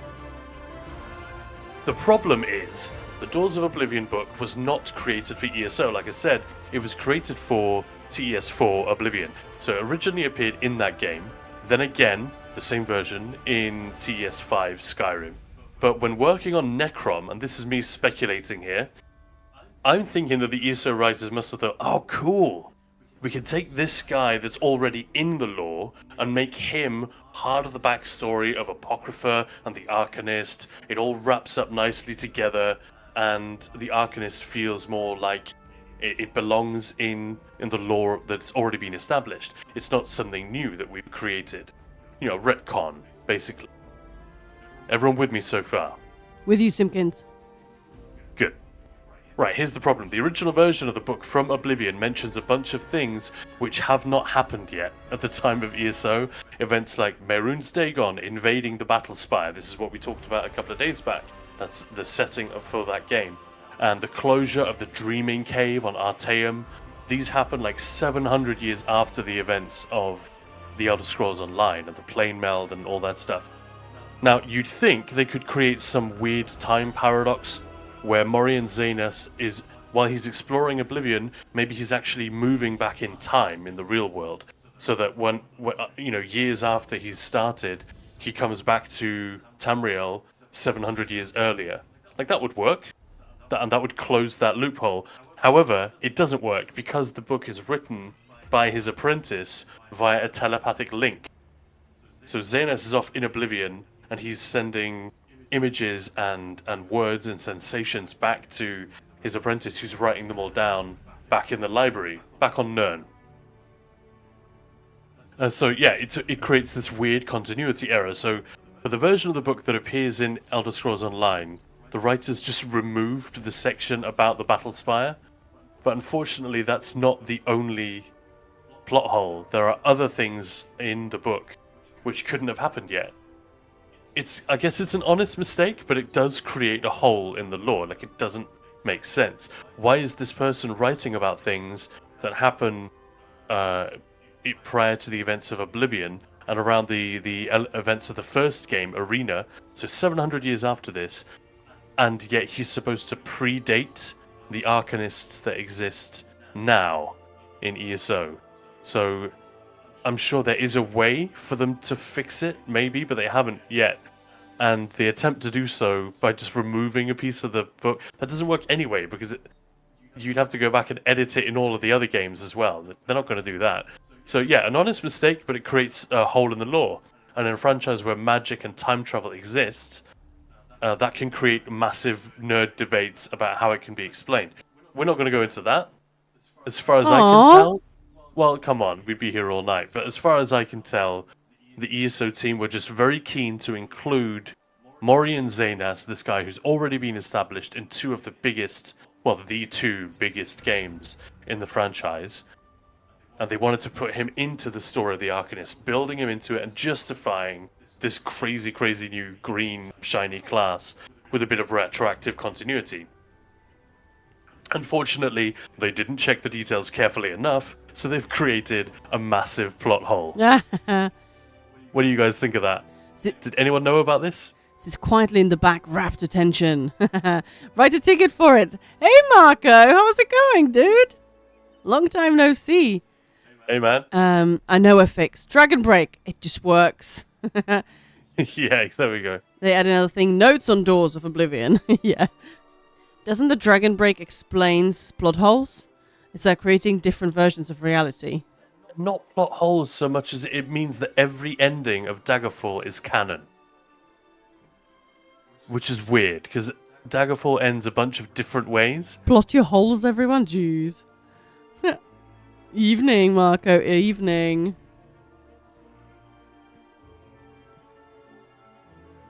But yeah, is that an interesting lore section? I really don't know. This is still a new thing that we're doing on the stream.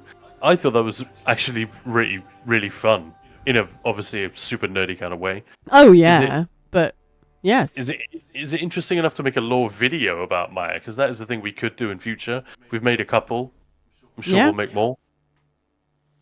I think so. There was something else I was saying the other day. You should turn that into just a standalone video, but I already forgot what it was. I think the Dwemer Machine. Oh, that definitely. But there was one more thing. Another lore school that we've got coming up this week. But yeah, I've got to say, look, while we're on the subject of this plot hole that the ESO writers blundered into, one of the impressive things about the Elder Scrolls in general, and I've got to say, this game, where there's more literature and just lore that they've created for this game than probably the rest of the franchise combined up to this point. Maybe I'm wrong about that, but there's a lot. It's a huge, huge amount. One of the things that's impressive is actually how well all the lore does hang together. All the historical events, things that we're told in one place are consistent with those in another place at another time. Despite there being just a crazy ocean of stuff to keep track of. And that's why this sticks out to me, because actually you'd think this would happen more often, that there'd be mistakes like this everywhere, but there really aren't, because they've always taken the trouble to have a lore master. Yeah. And as far as I'm aware, they are not always, but often checking back in with BGS and the folks at Bethesda and Todd Howard and all. Not the Todd directly, but they're checking that. Oh, it's okay for us to do this, right? Yeah. Marco saying, ESO lore is awesome. Love the lore ring overlay. Yeah, we've got tons of new overlays for the new streams. We've redesigned it, like a couple of weeks ago? 3 weeks ago? Whatever. At some point very recently. So we've added lots of things. And yeah, the Egberts is saying, I love this section. That's why I wrote the stinger for it. It was unacceptable that it had no intro. Let's listen to it again. Yeah. By the way, Eggbirds, I'm working on a MIDI composition which would definitely make you smile. It was just a random idea that Maya had yesterday morning when we came back from our mountain climb. And I was like, all right, what do you want me to work on today? I've got like a bunch of things I need to do. Why don't you choose a task? And she's like, I think you should do this. You know, what do you guys make on them? They look great. What are we talking about? But yeah, like we've got random stuff like... I love this. This is our news section. I'm just going to showcase it. News with Maya and Tom. That we do at the beginning. Don't worry, we're not going to do it again. I love that. I mean, it's really hard to do that segment because we want to just keep it light and fun. But news, fucking hell. Yeah. It's all so dire and depressing. No matter whether you're right wing or left wing, there's bad news for everybody. Oh, sorry, was that super loud? Shit. Whoops. You know? So Maya's doing her best to try and talk more about like culture, movies, games, and stuff like that. Oh, thanks, Marco. Appreciate that. Well, Khan did all the overlays. We sort of redesigned everything together, but he did them. I did not. I mean, I took at least a couple of them are the beautiful artwork that was done for this game. Oh yeah, yeah. We sort of chopped it up and animated bits of it. I love the lady's hair and torch on the welcome screen. I'm very proud of that. It was something I did not know how to do. This is one of the reasons I love being able to do this, and thank you guys so much. It doesn't get said enough for the support you show to the guild and the channel and the YouTube channel, of course, because one of the great things it does is allows me to. Usually I'm annoyed at first. Maya will show up and say, "Hey, I was thinking we could use this. We need this," and my reaction will be, "I don't know how to do that. I don't know how to. I don't know JavaScript. I don't know how to use GarageBand or whatever it is. You know, something that isn't that difficult, but if you don't know it, you don't know it, and you have to spend time figuring it out. And I've got to do that like 10 times a year. I get to learn something completely new. Like a few years back, I didn't know keyframe animation. It's not something I'd ever needed, and now I do it all the time. So blah blah blah blah blah. Thank you. Is it like a movie maker you create them on, Khan? They are genuine quality. I use a piece of software called Apple Motion, which is it's like if you know Adobe After Effects. It's a little bit like that, but it's primarily keyframe animating software. But these are really, really basic. Speaking of some fun designs, should we roll the dice? Yeah, why don't we, since we're on all this, can we show the Pile of Shame?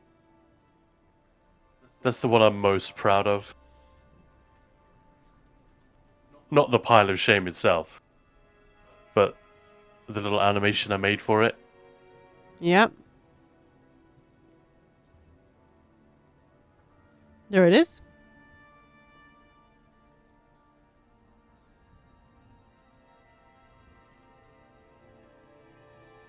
That is a really fun one.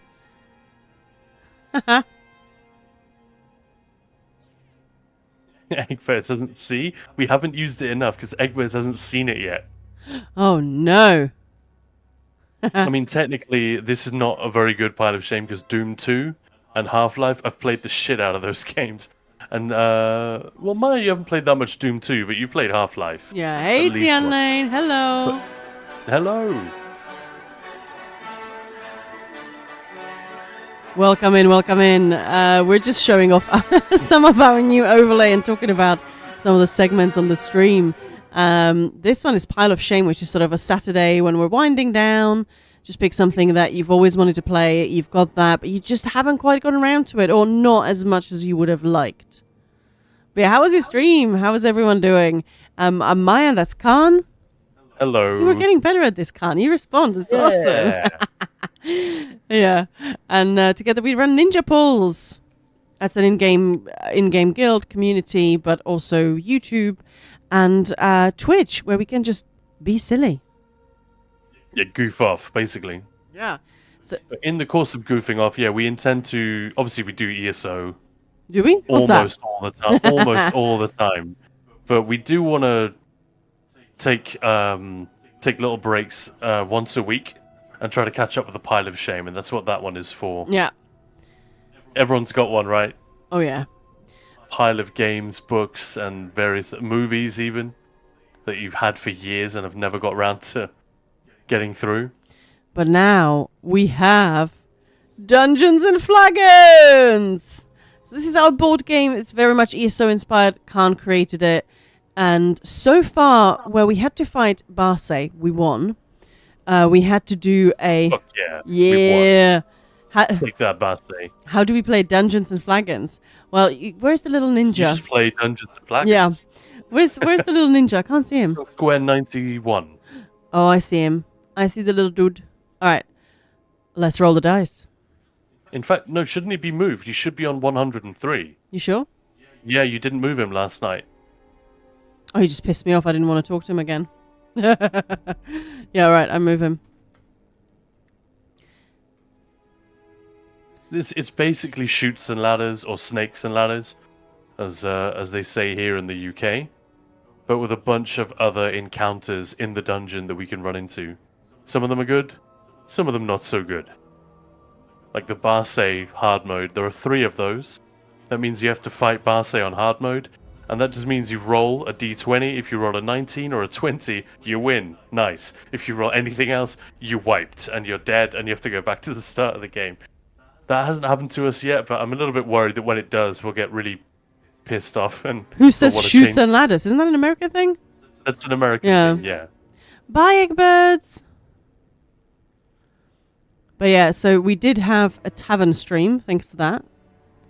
And we do have story time, which is coming up at the weekend. You want to roll the die then? Yeah, let's do it. So we did quite a few things we could hit. Arcanist Portal, Barse. And it's a 9! So that's 109. No. 112. So we skipped over everything. We're on 103 right now, right? Yeah. So we skipped the Arcanist Portal, which would have jumped us forward to 145. We skipped Barse. We skipped the flag, and we skipped Zamaja. Her gimmick is pretty cool. If you land on Zamaja, she does a channel, and she can send you anywhere else on the board. So we have to roll a D200. Is that even a thing? Well, technically it will be, yeah. Yeah, just use an RNG. Yeah. Oh, that sucks. We're missing everything. I wanna get punished. That came out weird. Later, Maya. Maybe off stream. We have the casino, that toy, at home. What? We have Zamaja at home. Hang on, where did Dungeons and Flagons go? Don't talk about your mother-in-laws like that, men. We have Zamaja at home. Wow. Anyway, yeah, we're tweaking the rules as we go, you know? Yeah, exactly. Exactly. You don't want to have a gimmicky stream every single time. No? No. No. No. Like one in 3, probably, maximum. Otherwise, it just gets tiring, you know? Yeah. And also, if we finish, that's the important bit. If we ever reach square 200, we do a massive giveaway. Bye, Vezog. Thank you. Well, I was going to say, since we are streaming Indiana Jones first thing in the morning, it's probably time to leave it here with the stream. But yeah, so that's going to be fun. Please do come by if you're around, if you're up, if you're asleep. Come around as well. Wake up. But yeah, let's have a first look at the new Indiana Jones game. It's going to be fun. But thank you so much for hanging out yet again. All your support and means the world to us. And if you haven't followed yet, make sure to do so. And thank you, Khan. Yeah, thanks everyone. That was a really nice hang. Cool conversations. And Maya, before you raid off, check your golden pursuits. Where are you at? So I was on 11. Now I'm on 15. How are you 15? I'm 14. But yeah. Because I have that kill 200 foes with class abilities. Oh, yeah, which I don't. You haven't done that one yet. But yeah. Just spend 5 minutes on an Arcanist and Will do. you're there. And let's go and say hi to Catatonia. Thank you so much, everyone. Have an amazing evening and see you tomorrow. All the best.